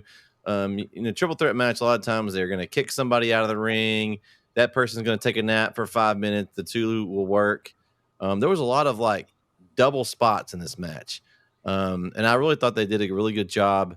Of course, Asuka and Belair and Flair can all go in the ring, so no surprise. But to me, it was great chemistry between the three of them. Just one spot after another spot. You had Belair, which I don't know if she was legit hurt, guys. No, but she sold it like she was. I thought she was injured. Like when she hit, she yelled so loud and was it. Can I tell you what did it for me? I don't know if y'all noticed this. When she hit and made that blood-curdling scream, yes, she was holding her right knee. When she did the 450 splash, she was holding her left knee. She didn't even know what knee was hurt. That's what I knew. I was like, her knee ain't really hurt. Because, I knew she wasn't hurt when medical personnel came out and then they stopped going up the ramp and you could still see them in the background. I was like, she's going to get back involved. But then after she did the splash and held the other knee, I was like, yeah, she don't even know what knees hurt, so she's not hurt. They sold. I mean, it was a big until that. I didn't catch that. Good catch, Kyle. But because I was more like surprised, like, oh my gosh, she's coming back in the ring. I thought she was done, and that was her. Because we all picked here, Jeremy and I guess Matt, y'all both had Asuka in this one, and the rest of us had Charlotte Flair, but we were all wrong twice. we just doubly missed this one. I didn't see the cash in coming, guys. That was a surprise to me, and that's why I like this match. I think this was my favorite match of the night because of it was something happened that I didn't expect. I didn't expect Bianca Belair to win. I was like, oh my gosh, Bianca won, and then the music hit, and I was like, she's injured. They're going to use that as her reason for losing the belt. They're going to push Io Sky here, and it made a lot of sense, but I didn't see that coming, and I like that. When I can have something, even if it's not what I pick, if I don't see it coming, then it surprises me, and I don't have that happen a whole lot. I don't know what you guys thought, but that's what made it, and the ring work was amazing. I just overall really like this match. Up to this point, this match had the moment of the night with Io Sky cashing in. The match fell flat to me. Again, the crowd was absolutely dead. You could hear, they were so dead, you could hear Charlotte giving cues in the ring. The mics were picking it up because it was so quiet in the arena. So that's not their fault. I mean, they can't help the crowd. I understand, but hear me out. So both women's matches on the card, crowd absolutely dead. And you wanted two more? No, thank you. No, thank you. I'm good. This one was way better than the other one, Kyle. I agree. I agree. Like, match was decent. All three women worked hard. It did seem a little clunky in spots. Like not everybody was on the same page. And like I said, you could hear everybody talking in the ring because it was just so absolutely quiet. But I personally kind of like that. It's kind of like breaking down the fourth wall, kind of being able to hear what's going on in the ring. The Bianca angle annoyed me. I got annoyed. we get it. She's tough. Like, and Michael Cole was trying to build it. Oh, she the toughest and that's great. We get it. Like, that's awesome. But they gave her the Paul Pierce treatment. She got wheelchaired off basically, and then came back to, and I did not like it. But and then, like I said, I pointed out earlier, she switched knees. I encourage y'all, go back and watch it. When she hurt her knee originally, hit the steps, she's on the ground writhing in pain with her right knee, and they're walking her up the ramp, and she's clutching that right knee. Even running back into the ring, she's dragging her right knee like it's broken. Then she gets in the ring, hits the 450 splash, and then she's holding her left knee. And that's when I said, I was like, wait a second. Didn't you hurt your right knee? And I had to rewind it. And I was like, yeah, okay. So she doesn't even know what knees she's hurting. That threw it off for me. When they gave the title to Bianca, when she pinned, which a very creative pin, I will admit, that was very, to your point, Brett, they did a lot of different things in this, not your typical triple threat match that had the typical spot. So I enjoyed that. Once the bell rang and they gave Bianca the title, I immediately grabbed my phone and I was getting ready to tweet, what the hell are we doing? Like, why did we take the title off Asuka to just give it back to Bianca? It makes absolutely no sense. Like, I was upset. And then I heard EO's music. I said, oh, here we go. Okay. So once that hit, it all made sense. They made it make sense. Usually WWE doesn't, and they did it this time because now you keep Asuka looking strong because she never got pinned. She didn't lose the title. Well, she kind of got pinned, but she didn't lose it to me, because then the person that won it lost it immediately, which begs the question, does that count as a title reign for Bianca? Yes. Like a 30-second title reign? Yeah. Okay, cool. Anyway. That's why they didn't give it to Charlotte Flair, because they didn't want to give her, I guess, that extra title reign. Well, and I think it made both of them look good. It makes Bianca still look strong too, because they can say she was injured and that's why she lost the title. So it keeps both of them looking strong. Now that the title's on EO, will it mean anything? I don't know. I don't know what she'll do with it. I can guarantee you, I promise you, who her first feud's going to be, Charlotte Flair, because Charlotte's going to come out and say, well, I didn't get pinned in the match, so I still deserve a shot. I got sprayed with some illegal mist. Yeah. Well, is that illegal? In triple threat. No, it's legal in triple threat. But she uses it in regular matches, and they don't ever. Well, the ref never sees it. Yeah, right. Even though it's all over her face. It's all over her face. They didn't see her use it. I don't get it. Came out of nowhere. Yeah, I didn't know, like, when EO's cash in. Bailey's coming down. Is like, is Bailey going to do something? I was like, no, they're going to let EO win, but we're still wondering, when do we get the Bailey? Because it seemed like a couple months ago they were going to split. I don't think that's happening now. They're all together and happy now. Yeah, and I saw Dakota come back out too, but I still, eventually Bailey's going to get jealous and want that title shot. So it may not happen right now. She, like you said, she may face Charlotte first, and then maybe after she beats Charlotte, then Bailey says, all right, enough of this, and attacks her. But I thought it was a good match. There were some really good spots. I mean, these three women, they know how to perform in the ring. And another kind of pushed up point is why we didn't have a Rhea match, because the other three best women are all on the other show and in the same match. I mean, Becky too, but Becky was in a different story. But you're basically, outside of Rhea, your three best women all on the other show, so none of them can do anything with Rhea, unless now you may want to flip one of them and have one of them go with Rhea now. But you mentioned it, Brandon, a little bit, and I think, Brett, you've referred to it, the whole copy and paste mechanism. Anybody remember what happened at SummerSlam last year with Bianca? She won the title, didn't she? And then what happened? And then she got attacked by Damage Control, didn't she? Or Becky came out. Becky came out to defend her. Becky came out and beat her in 20 seconds. Oh, no, that wasn't last. That was the year before last. Yeah, last year. Yeah.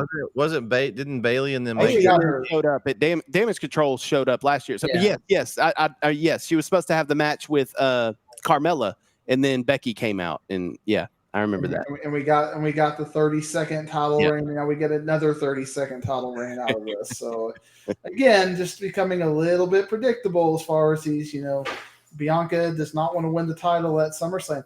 But both of you made excellent points as far as the match quality goes. Some very creative things that 450 on the figure 8. I mean, just aesthetically good wrestling as far as that goes, but I expect that out of these three. I don't think Io's a champion. I just, we had Io, at, I think it was Payback or whatever the Puerto Rico one was, where she got to wrestle Asuka and just wasn't quite there yet. And so it's just not believable for me, her as a champion. So how will the storyline elevate her to the champion? It's kind of like we're talking about with AEW, Willow Nightingale being that mid-carder, and just not believable as a champion. Io to me is not believable as a champion. It's like you can put Carmella as a champion. It's just not, you can put a mid-carder with a belt, doesn't make him good. Doesn't give him personality. Yeah, I guess we'll see where it goes. Honestly, I think the best feud that Io could have is Bayley turn on her. And I mean, we have that built-in, animosity there, from a few months ago. But like Kyle said, maybe they've nixed that at this point. I mean, I don't know. It's hard to know. It kind of feel like Dakota Kai when she got injured. It kind of maybe changed their plans creatively there. Yeah, I mean, it could have. It very well could have. And I mean, yes, the match was good, but like I said, I'm over Charlotte. I think she shouldn't chance to just walk in and have a chance. I like Io. I think she's very good in the ring. I'm hoping. I'm with you. I'm with you, Matt. I understand what you're saying. She maybe just be a mid card, and that's her plateau, which is fine. You need mid card talents as well. But I'm interested. I think maybe this feud within Damage Control, with kind of the tension with Bayley and kind of the opponents, Kairi Sane's supposed to be coming back to WWE. Maybe we get a matchup with her and Io down the road. I think there's some good talent on the roster that can have some good matches with Io. It's up to WWE to book it now. Again, like we said earlier, it's in the follow-up. What do you do now? Like, if you can follow up with it, then great. If not, then don't give her the title. Yeah, I think she can put on a good match. It's going to be the storyline part with her. I mean, you've got to right now she's paired with Bayley, so maybe this is good for them to stay together, and she can be the mouthpiece for Io Sky and build some feuds up that way, because I just can't. And it's nothing against the Japanese wrestlers. I think there's some incredible wrestlers, but if they can't talk on TV, how do you build them up in storylines? I just like Asuka. That's why I think that lacks with her. She can't talk and say have much English on TV. So if you don't have anybody there as her mouthpiece, then for me, it's just hard to build a story off of that. And so I think that's what's going to be Io's biggest problem.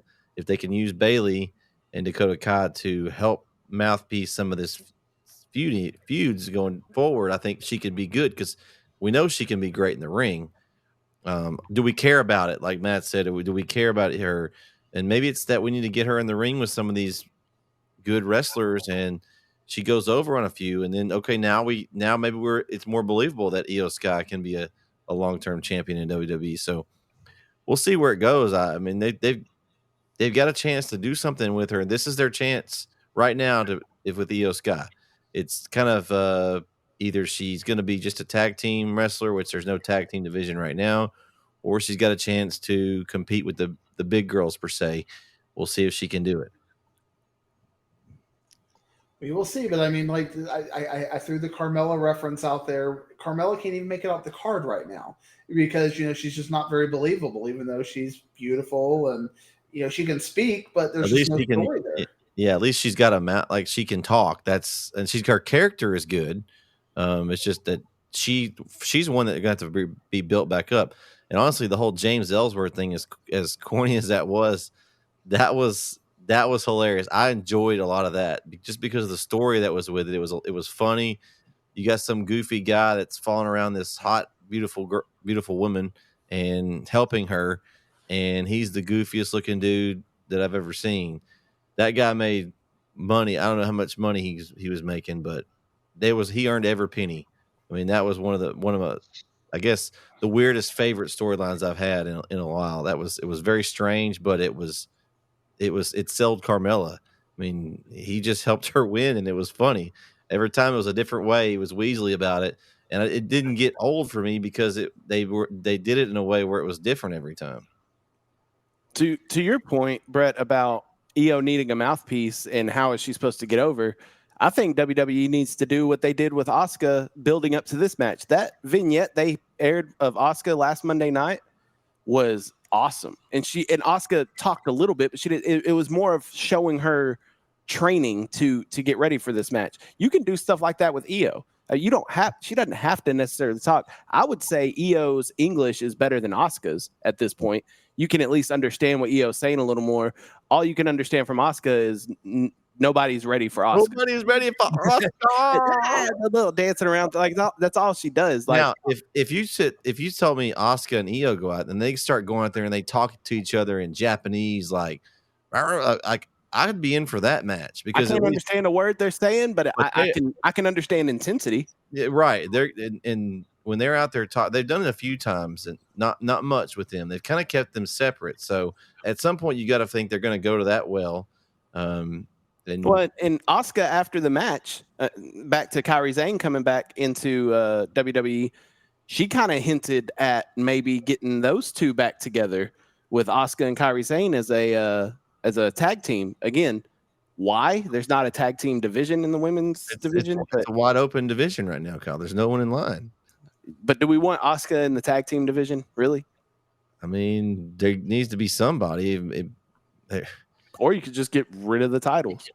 You could, but they're not going to do that. That's no. Then they'd have the women wouldn't have a tag championship and the men has two and they're off the air too. I mean, you have no tag division right now, basically, at the moment. That's WWE's fault. Yeah, it is. All right, guys. The next match and I know we the ones. It's we the ones. We're ready to talk about it, but I honestly. This was not the one for me. I didn't like this match, guys. I as much as I was excited and looked forward to this match and the build and the tribal combat. What are they going to do? Are they going to fight in the stands? Are they going to have people show up that I've never seen? Are we going to have some old Samoan legacy guys come in that are going to show up? I mean, I was underwhelmed. Like, I'm very irritated about this. This is the first match in the Bloodline matches that we've had over the last months and months and months and last years that I did not like at all. I despise this match. It was terrible. It was slow. Why, Jimmy? Like, it makes no sense. You bring somebody back like Jimmy Uso. He just got destroyed and put in an ambulance by Roman Reigns and Solo Sikoa, and he's been off air and healing, I guess. He comes back and helps him. This makes absolutely no sense. This is the worst. Whoever wrote this story should be fired from WWE. I'm getting on a Matt Diggs rant right here. I love the Bloodline storyline, and they have absolutely ruined it right here for me.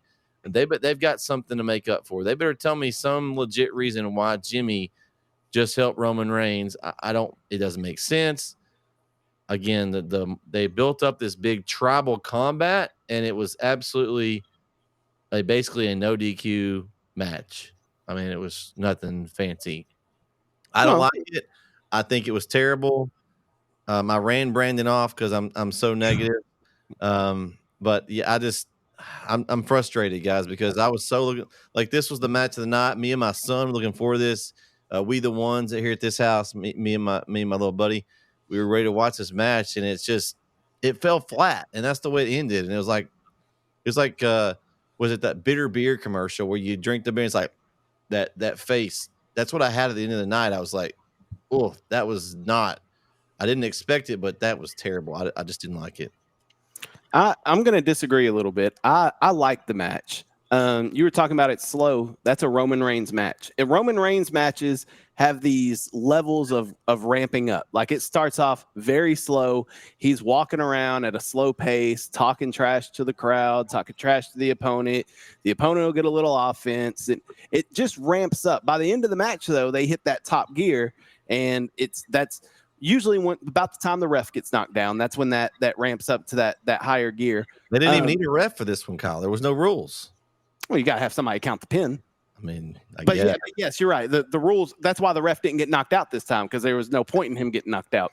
I am with you though. Even though I thought it was a good match, it wasn't as good as the other Bloodline matches that we've had. I will agree with it. If you want to rank all the Bloodline matches that we've had in this whole saga, this is the worst of them. I will agree with that. The ending, I was visibly shocked. I thought Jay was about to win it. I had 1, 2, and then somebody pulled him. I said, "Damn it, Jimmy!" I knew exactly who it was at the start. You could see the little air forces on his feet, and I knew it was Jimmy. He took the hood down, saw the braids, and I'm like you. I don't get it. I don't understand. You just got beat up by these people 3 weeks ago, taken to a medical facility, and got taken care of, and then the one person down since day one, and you're going to turn on him for what? It makes no sense. I don't understand where they're going, but because Jimmy was the one that was originally mad at Roman, right? From the very beginning, he's the one that convinced Jay to turn on Roman. Like, that's why it doesn't make any sense. If it had been the opposite, then I thought, well, maybe Jay, if it was Jimmy versus Roman, and Jay would have all of a sudden turned back. Okay, maybe he was playing him. But this doesn't make any sense. No, it doesn't. But what I will say, I trust Paul Heyman and Roman Reigns, because I think this is the one storyline that Vince has his hands kind of off of. I think this is more of a Paul Heyman, Roman Reigns creative push, working with WWE obviously, but I think it's more from the mind of Paul Heyman. I trust Paul Heyman to tell a good story. I'm going to give him the benefit of the doubt till SmackDown on Friday, that Jimmy's going to come out and explain why he did what he did. Now, if he doesn't come out and give an explanation, then I'm right on the bandwagon with you. It's absolutely ridiculous. But it's going to be like Brock Lesnar. He's not going to give us an explanation. But I just trust Paul Heyman and them that they will give us an explanation and further the storyline. Here's what I think is going to happen. We just a few weeks back had Roman and Solo go up against the Usos. Solo got speared in that match by Roman, and if you noticed at the end, Solo was kind of... I was thinking he might turn on him. I thought he was about to turn, and then if Jimmy would have came out, that would have made more sense. Then you have all the brothers together against Roman.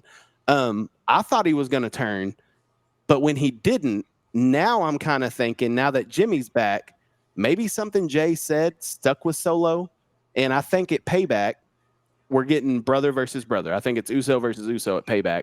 Have they ever fought in a match? Have they ever been separate in WWE? I can't remember them ever having a match. I don't know. But I think that they get brother versus brother, but then down the line, they're going to mix the tag teams. And I think Solo turns on Roman, and then we get Solo and Jay versus Jimmy and Roman at some pay-per-view. So basically you have an Uso in each corner, and then Roman versus Solo for the title at some point. I think eventually that's where it's going to lead to. I'm fine with that. I just don't get the explanation is going to have to really sell me. It's going to that's what I'm saying. I'm with you. I think it was a horrible. It makes no sense on the base of it, but I'm going to trust Paul Heyman that they're going to tell us why on Friday. I can't trust WWE. I don't trust WWE. I trust Paul Heyman. There's a difference. He still works for WWE.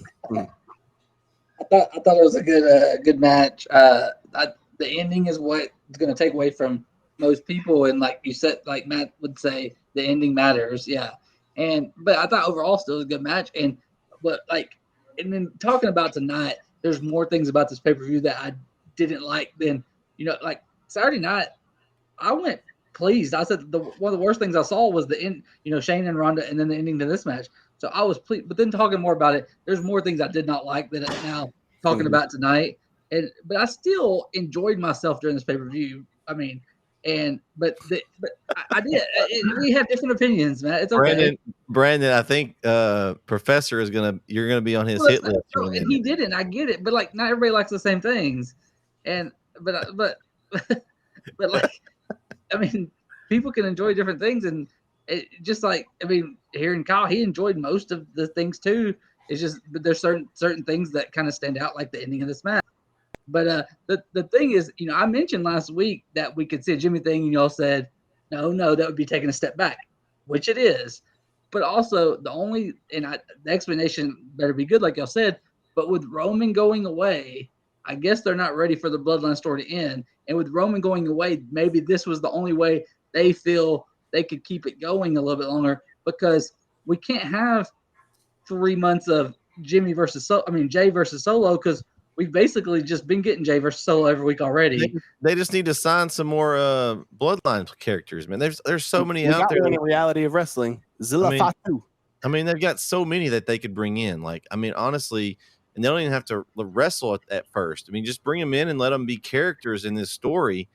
I mean, you did perfect with Solo. We thought the same thing. We thought it was almost to the end of the like what they could do with it, and then you had the Usos barred from the ringside, and then you had Solo show up. Boom, lit a fire. And now, how many more months of this have we gotten? They've got the players out there. They even could have brought in Rikishi or somebody that's like that would have done for something. Like, I was just looking for somebody new to just light another firework in the storyline, as Matt would say. Like, I was waiting for that firework to happen at the end, and it was not even a sparkler for me. It was a dud. They lit it, and it was completely dud for me at this point. The one thing I do hate too is the cadence when false finishes is one thing, and Matt, I know he's got a problem with false finishes a lot too. But the ones I really hate are when the ref's hand just stops. Yeah, and it's like, well, y'all were supposed to kick out already, and it just stops. And that happened multiple times in this match. But the funny thing that kind of stood out in this match that I like was when Jay used the fan to balance before he took out Solo. I thought that was just kind of a cool, because it wasn't meant to happen. Yeah, he stepped up there and got his balance on him. That was a cool off the cuff moment. You don't get those often. I thought that was kind of it was quite off the ropes, if you will. Yeah, that's true. I like that. Triple H is tuning into our podcast right now, and he probably just went from 6 to midnight hearing Brandon talk about how excited he was about the card in general. I didn't say excited. As a way to just justify his bad booking repeatedly. He's like, this is why we're making so much money hand over fist right now, because we've suckered in even smart marks like Brandon to just love this product right now. No matter what we give them, we're just going to be acceptable as long as we can do a couple of good things. As long as we can be bad good enough, we can make Brandon happy. And if we can make Brandon happy, you just called this a good match, Brandon. This was 50 minutes of a time waste. It was like an hour of crap is what it was. I feel like it was over an hour. I think it started about 3 hours. Well, the intros are about 15 or 20 minutes. Yeah, maybe so. But the whole presentation was over an hour. That's what they booked the bloodline.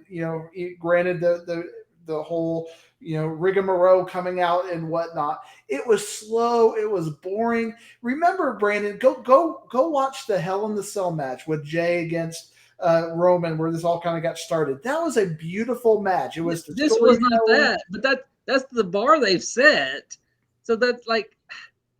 That's the thing is it wasn't even close to a good match, Brandon. That was your words, not mine. Right, but it wasn't that match. It wasn't a great match. I thought it was. I enjoyed the match, except the ending. I'm with you, Brandon. I'll be on your side on this one. I said it was a good match too. I enjoyed it, but it was the worst bloodline match that we've seen. Exactly, but they set the bar so high. Right, but at the same time, I would watch that Roman and Jay match 10 times out of 10 over Cody and Brock. Absolutely. Actually, I would rather watch the Brock Cody match, honestly. Not at all. I would rather watch Roman. I would rather watch a Roman match. Even, just because normally, yes, but not in this case. To me, this match was just slow. It was boring. Like, I needed something. Like, go out to the fight in the concession stand. Like, fight in the stands. That's where Solo got involved. I know, but I needed more of that. Like, it was this big. They put a big deal in this tribal combat match. Yes, and I didn't feel like it was any different than a normal. What did you expect it to be? What did you? Because all they said is there's no rules. So that I expect them to fight all. all over the arena. This was Like they go supposed to through. be the most brutal match. It was supposed to be Yeah. the blow off of this feud, and this is a feud that's been in Hell in the Cell. It can't be a just blow off. like an I quit kind of where you made him say I quit because you brutalized his brother in such a way. There's no blow off to this. It's just a regular Roman match. You can't be. You're not going to have the blow off right now. The feud's not over. There's still more stories to be told here. You're not going to have a blow off right now. The blow off's at Mania. The blow off is gonna. I hope this story gets better because I'm just concerned right now that like the reason I'm so upset about this match is because one of the main reasons why I tune in to WWE every week on Friday nights or whenever I go watch it is because of this storyline, and they just fell flat on their face, and it was just awful to me. The match I just didn't enjoy it. I almost fell asleep. I was so bored during this match. I wanted to see something like. If this would have been a regular wrestling match, it was been okay. But like they built it up this tribal combat, and I was just disappointed. I was looking for something more. So did they need to bring out a bed of nails like John Moxley did? Hey, that would have been something. Anything. Something. Some tables out. Bring some tables out from under the ring. Put them up in the tables. It was one little measly table they ended the match with. There's a lot of chairs. Jay did a Samoan drop through the table on Roman. And then that got put through a table. Wasn't that an announce table though? No, there was a table set up on the outside of the ring, and Jay did a Samoan spike or Samoan drop. I was just disappointed. I don't know. There were 4 table spots, Brett. How many more table spots do you want? And like 80 chairs. I don't know. It just wasn't. It just didn't do it for me. I don't know why. I don't know how to explain it. I was so looking forward to something just up here, and it just was down here for me. I don't know. Like that Boston crowd at AEW Blood and Guts. We want fire. I don't know what else. Give me some fire barbed wire tables like Jeremy and Matt's match. I mean, at least it had been. I don't know. I just like if it had been a regular match, then okay. But like that's my problem. They built it up as like. I've never seen a tribal combat match ever. They built it up to being this big thing, like anything goes. I'm expecting these random people to show up to be involved, like, more shenanigans and things, surprises and stuff. And we didn't get any of that. It was just basically a no DQ match.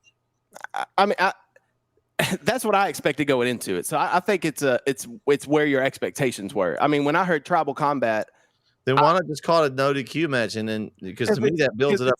That just builds it up, this expectation of people wanting something that's different. It was for the lay. That's the whole tribal combat portion of it. And the tribal combat is if Jay would have won, he's the new tribal chief. That's where the tribal combat comes in. It has nothing to do with the match. That wasn't going to happen. I mean, we knew Roman wasn't winning. I mean, Roman losing. I mean, he was not going to give up that right now. I agree, but at the same time, like I don't think tribal combat was necessarily a match stipulation. I think no DQ was the stipulation. Tribal combat had to deal with the tribal chief aspect of it. You're wrong on this, as you are on many things. Let me take you back to AEW's biggest fail, and I can probably tell you what AEW's biggest fail, and you know what I'm talking about, right? Go ahead and tell us. No, go ahead. The exploding tables match or the bomb match or whatever with John Moxley, and you had the sparklers come out when it came to that. You're expecting this big thing because you call it that. You call it the exploding, whatever they call it, exploding tables match, and then you get sparklers coming out. This is called tribal combat after they had an I Quit Hell in the Cell match. This is a step above that. And what did we get? We just got basically a regular Roman Reigns match. Brett is completely right on this. They needed to write the story in violence. This might have been even an example for somebody to blade, and I know they use that rarely, but we got blood in Brock and Cody 2 times ago. It's a bloodline feud. This is for blood rights basically of who's going to be the tribal chief. I like that. I would have loved to see someone bleed in this match. That would have done a little bit better for me. I mean, you just believe you're not going to see that in WWE. WWE is not going to give you blood. That's why it's a PG product. They're not giving you blood. Lesnar bled, I believe, not intentionally though. Like it was. He bladed. He did not blade. He hit the ring. He did this. Did you not see it? He had it in his. Listen. I'm just saying. You're AEW. Yes, in these in these big matches, you're going to get blood. John Moxley will walk into the ring, step across the rope, and immediately start bleeding. Like that's what you're going to get in AEW. You're not getting that in WWE. We can't compare the two with these. I agree with you. In a big match like this, we need blood. There needs to be some color in the match to show the intensity of it. But you're just not going to get that in WWE. That's not what they do. It's a PG product. They black and white out when it's blood. They don't want to show blood on TV. But ultimately, you think back to Royal Rumble, and that was one of the most violent things when you had Roman just mercifully beating your cousin up. I was there. And you were just seeing this, and you were feeling that violence as far as that goes. Yep. That's what this match should have been. You should have been feeling that, even if you don't have blood, you should have something where you are feeling just. I would have rather seen Roman just go crazy. He did his little pissed off snap thing where he just beat down Jay, and you have like people coming up begging him to stop the violence. That would have been tribal combat. That would have had a storyline. You would have had the violence, or otherwise you had Jay finally snap and go to that next level. This was just a match. Well, like Brandon said, this is the beauty of this podcast. We can all have different opinions, and no, you need to have my opinion because my opinion is right. Okay, everybody other than Matt, we can all get along with different opinions. Brett, our host, is the only one who has seen the light. I think Jeremy would actually, when I talked to him a little bit earlier, he was in agreement. He was kind of disappointed by this particular match as well. So I get being disappointed because you have high expectations for it, but I still enjoyed the match. Why would I not have high expectations? The Bloodline feud has carried WWE. Yeah, it's gotta have the high expectations. They've got to continue the story. It's got to keep me interested. And right now, I'm interested only because I'm like confused on what they've got to come up with something really good right now. Because I'm just very confused. And they're not. I mean, you know what it's going to be. Jimmy's going to say they beat him. They beat the sense into him. It was Jay's fault. This was why this happened, and this wouldn't have happened if Jay I mean, it's going to be predictably bad. Brett, let me ask you something. Okay. Would you agree that Matt? Would you agree that Shohei Ohtani? Hello, Matt. Would you agree that Shohei Ohtani is the best baseball player right now in baseball? Just the ability for him to impact both sides of the ball. I mean, it's a simple answer. Yeah. Yes. Because there's nobody else that pitches and bats. I mean, right. I think, but okay, so that's my point. I think all four of us can agree Shohei Ohtani is the best MLB player, right? Should win MVP. Does he go out there and pitch a perfect game every game? Does he go out there and hit 4 home runs every time he's in a game? You're going to have off nights. I think the Bloodline story, yes, it was an. If you're an MVP, you don't give up 18 home runs and just go out there and. So you can't have a bad night. You think this was like a 1-star match, like a negative star?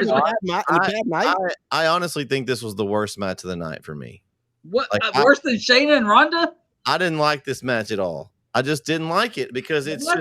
It's the main event. Okay. It's the main event for me, and they built it up to be this big tribal combat match. Like it should have been way better than this.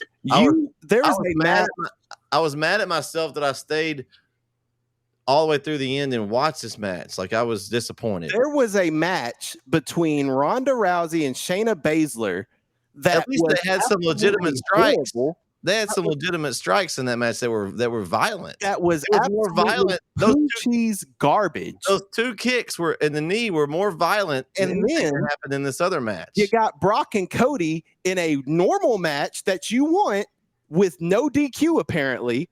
Yeah, you're going to say Roman and Jay was the worst match. Come on, man. It was just the worst to me, just because worse than Ronda and Shayna. Yes. You've been waiting on this date with sloth toes. Like you've been building it up. You're finally going to get your night with the 10. And then she takes you to this match. You're going to be disappointed. It was very disappointing. I wouldn't be. Y'all would be. I wasn't disappointed. I was entertained. Yeah. It was very disappointed. It was just like it's like what you've been waiting all week to go out and get this margarita that's supposed to be the best in town. Like they've built it up to be like, this is going to be the best thing you've ever had. And you drink it, and it's like drinking piss.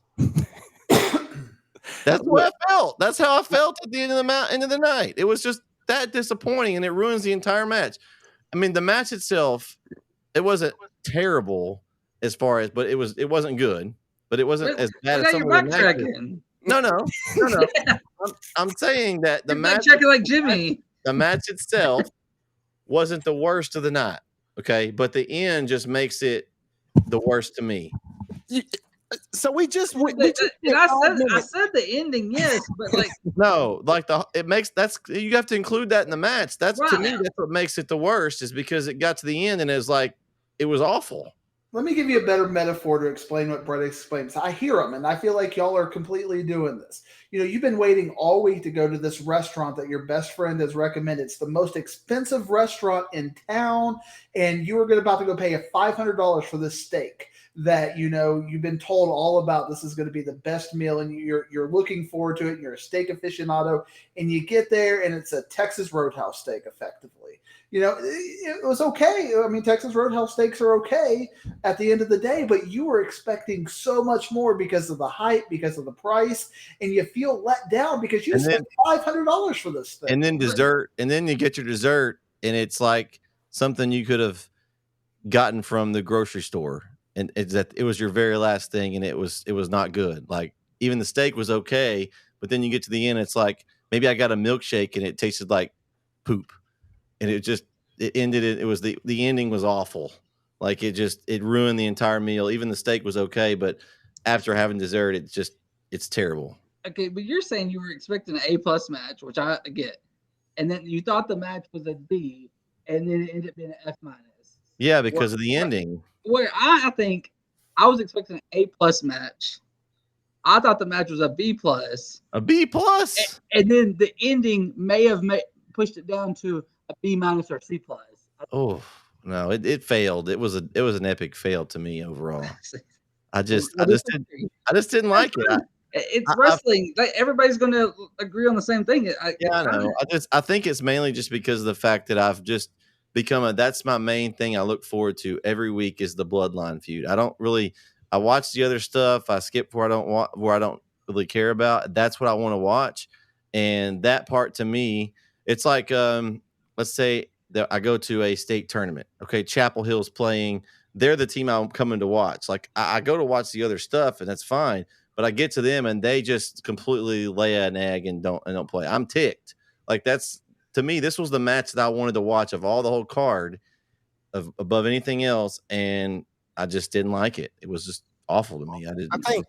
I think it comes down we all have perception is reality, right? So we all have different expectations and what we view as our expectations, and they all differ. All four of us have different ones.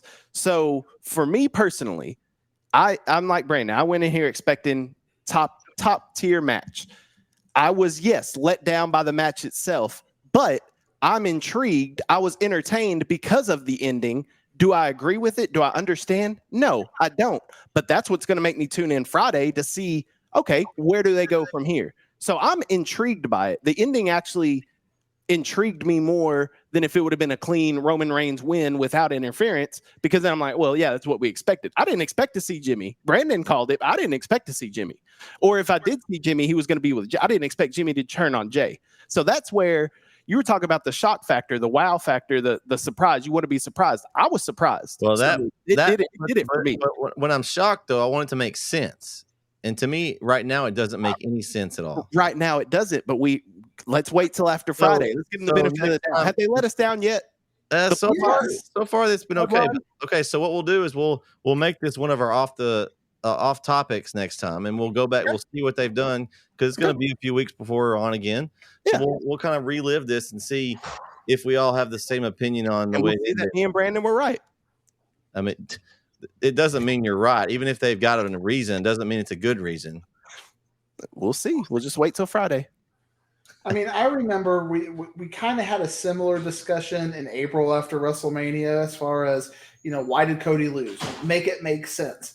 It still really hasn't made sense yet. We're 4 months past that point, and it's still, you've just forgotten about it. It's just like, well, they put him with Brock, and it's not going to make sense, I think, at the end of the day. Well, the Cody part hasn't, but the Bloodline stuff is it's made sense on the other side, because if Cody wins that match, do we get the same story in the bloodline that we've had? They could still tell that without the belt. I think you could tell the bloodline story without the title. Could, but not the same one they've told. Right. Yeah.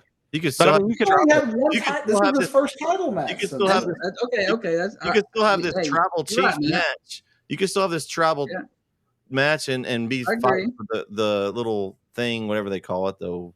Ulafala. There you go. You could be but fighting. Roman would have lost some of his luster too. Yeah. Well, Roman lost some of his luster when he got pinned at the last pay-per-view. So I mean, his luster it's leaving him. I think we are nearing the end of the bloodline story, but I think there's a few more chapters before we get to the end. Now, I will say this: Jeremy hinted me in on this, and we'll kind of close with this. He listens to the press conference. I don't know how much you guys listen to any of those, but he said that the bloodline, talking to Heyman and stuff, the bloodline stuff is just getting started. I don't agree with that. I read the Cliff Notes. That's what he said. So we'll see where it's going. Like I said, right now I'm irritated, but Friday could come around, it could change my mind. The match, I'm not going to change my mind. I didn't like the match. I didn't like the way it ended. I don't think they're going to be able to change my mind, because to me it doesn't make sense. But we'll see. I mean, Roman said that same thing about the bloodline. I want to say it was after Mania, where he was like, we're on chapter 3. Like we got a lot more to go. I don't think the bloodline story is just getting started. I don't agree with Heyman with that. I think it's nearing the end, but I do think there's a lot more story to be told. Yeah. Okay. Well, we got a couple of weeks. We'll be back on at some point. Next one's going to be, we got AEW All In coming up next. That'll be the 27th of August. So of course, it's going to be a busy few weeks here. You've got All In the 27th. You've got Payback the 2nd, and you've got All Out the 3rd. So within like a week's time, you're going to have 3 big shows. So hopefully we'll have some exciting things to talk about there. That mid-show we do in between All In and Payback and All Out will be fun. Oh, yeah. We'll have like a preview of All In. That'll be a 4-hour show. Yeah, we're going to start early for Kyle. Hey, I've got a little breaking news for you. Little breaking news. Your boy, your special correspondent, has booked his flight to New York City for Grand Slam. So I will be there at Grand Slam. All right. Nice. That's exciting. That's hopefully it's a good show. For the show, of course. I hope you're not disappointed at the end of it. I had so much fun last year. I went there, acclaimed they won the title there, and it was so much fun. That venue was great, and I expect a lot more from that. It's a fun thing, and I just do a crazy trip. I fly out Tuesday night, and I'm back Thursday morning and going to football Thursday night. So wow, awesome. Well, that's cool. I guess you'll have to tell us all about it when we catch up the next time we're on. So should be. We all 5 need to go to Winter is Coming this year. 3 of us went last year. We all 5 need to go this year. We need an off the ropes road trip. Okay. Hey, I'm off on weekends. Matt, Jeremy, and I were all there last year. We all 5 need to go. Kyle, we were left. On Wednesday. It's on a Wednesday. It's usually the Wednesday before state championships, like the 6A games are happening at the same time. I won't be busy then. We'll be good. All right. So we'll have some shows coming up here in the next couple of weeks. We'll have probably have an all-in preview and then an all-in review with a Payback All Out preview. Man, that could be I think we're gonna have to split those up. I just think, Brett, you could come to Winter is Coming. It'd be the closest you'll get to Arlington with any of your teams that you cover. Man, that's rough. Hey, that's okay, man. It's okay. Kyle, which team are you got one that you're gonna say that's gonna beat one of Matt's teams now? You've had some chance. Nope. I'm staying out of this whole conversation. I say 4A and below. Good news. If you like 4A Texas high school football, we'll have a show on Wednesday night. 3 of us will be on. We're going to let Matt take the night off there. As in 4A, Dallas doesn't really compete in 4A, so they're big boys. They don't really have anybody competing in 4A. So we'll keep Matt. He can because Salina and Anna, those are and that's got a wide range for DFW. So we don't. Yeah, really he's like, oh well, they're good. We'll add them in DFW area. That's okay. We'll literally in the DFW district. I mean, all I four wasn't talking areas. about them specifically. It's that you count Longview and Malakoff as DFW sometimes. Oh, yeah. Malakoff is literally in the DFW as defined by Malakoff. DFW. Well, Malakoff is like it could be either one. It's on the edge there. But Longview's East Texas. You can't have Longview. Yeah, that's for sure. He just wants Longview because they're good. So that's ours. I will say, with my limited 5A knowledge in football, I'm taking South Oak Cliff to win it all. Oh, he's trying to earn some brownie points. Going on a big limb with a 2-time champion there, Kyle. I like it. I hope are you gonna tell us you like me. I look DeSoto. I look forward to having Matt start making some picks against us to try to over here in East Texas, see if he can. I'm going to tune into the 4A show so Kyle can say, you know what, Carthage, that's a really good team right there. Well, they're going to win it all, obviously. I mean, oh man, that's Scott Surratt. He's a genius. Look, I am the John Madden of this podcast. I will say the most obvious things. All right. Well, let me talk to you, fellas. It's been a good time tonight here on the Disrespect Sports Network. Off the Ropes, episode 14. Can't believe we've already done 14 episodes. It's been a lot of fun. Missed you tonight, Jeremy. So hopefully you'll be able to tune in next time with us. For Off the Ropes, we talk SummerSlam tonight. Next pay-per-view coming up, AEW All Out. For Kyle, Matt, and Brandon, it's Brett. We'll catch you next time right here. Good night, everyone. Yeah. Yeah. Talk to me.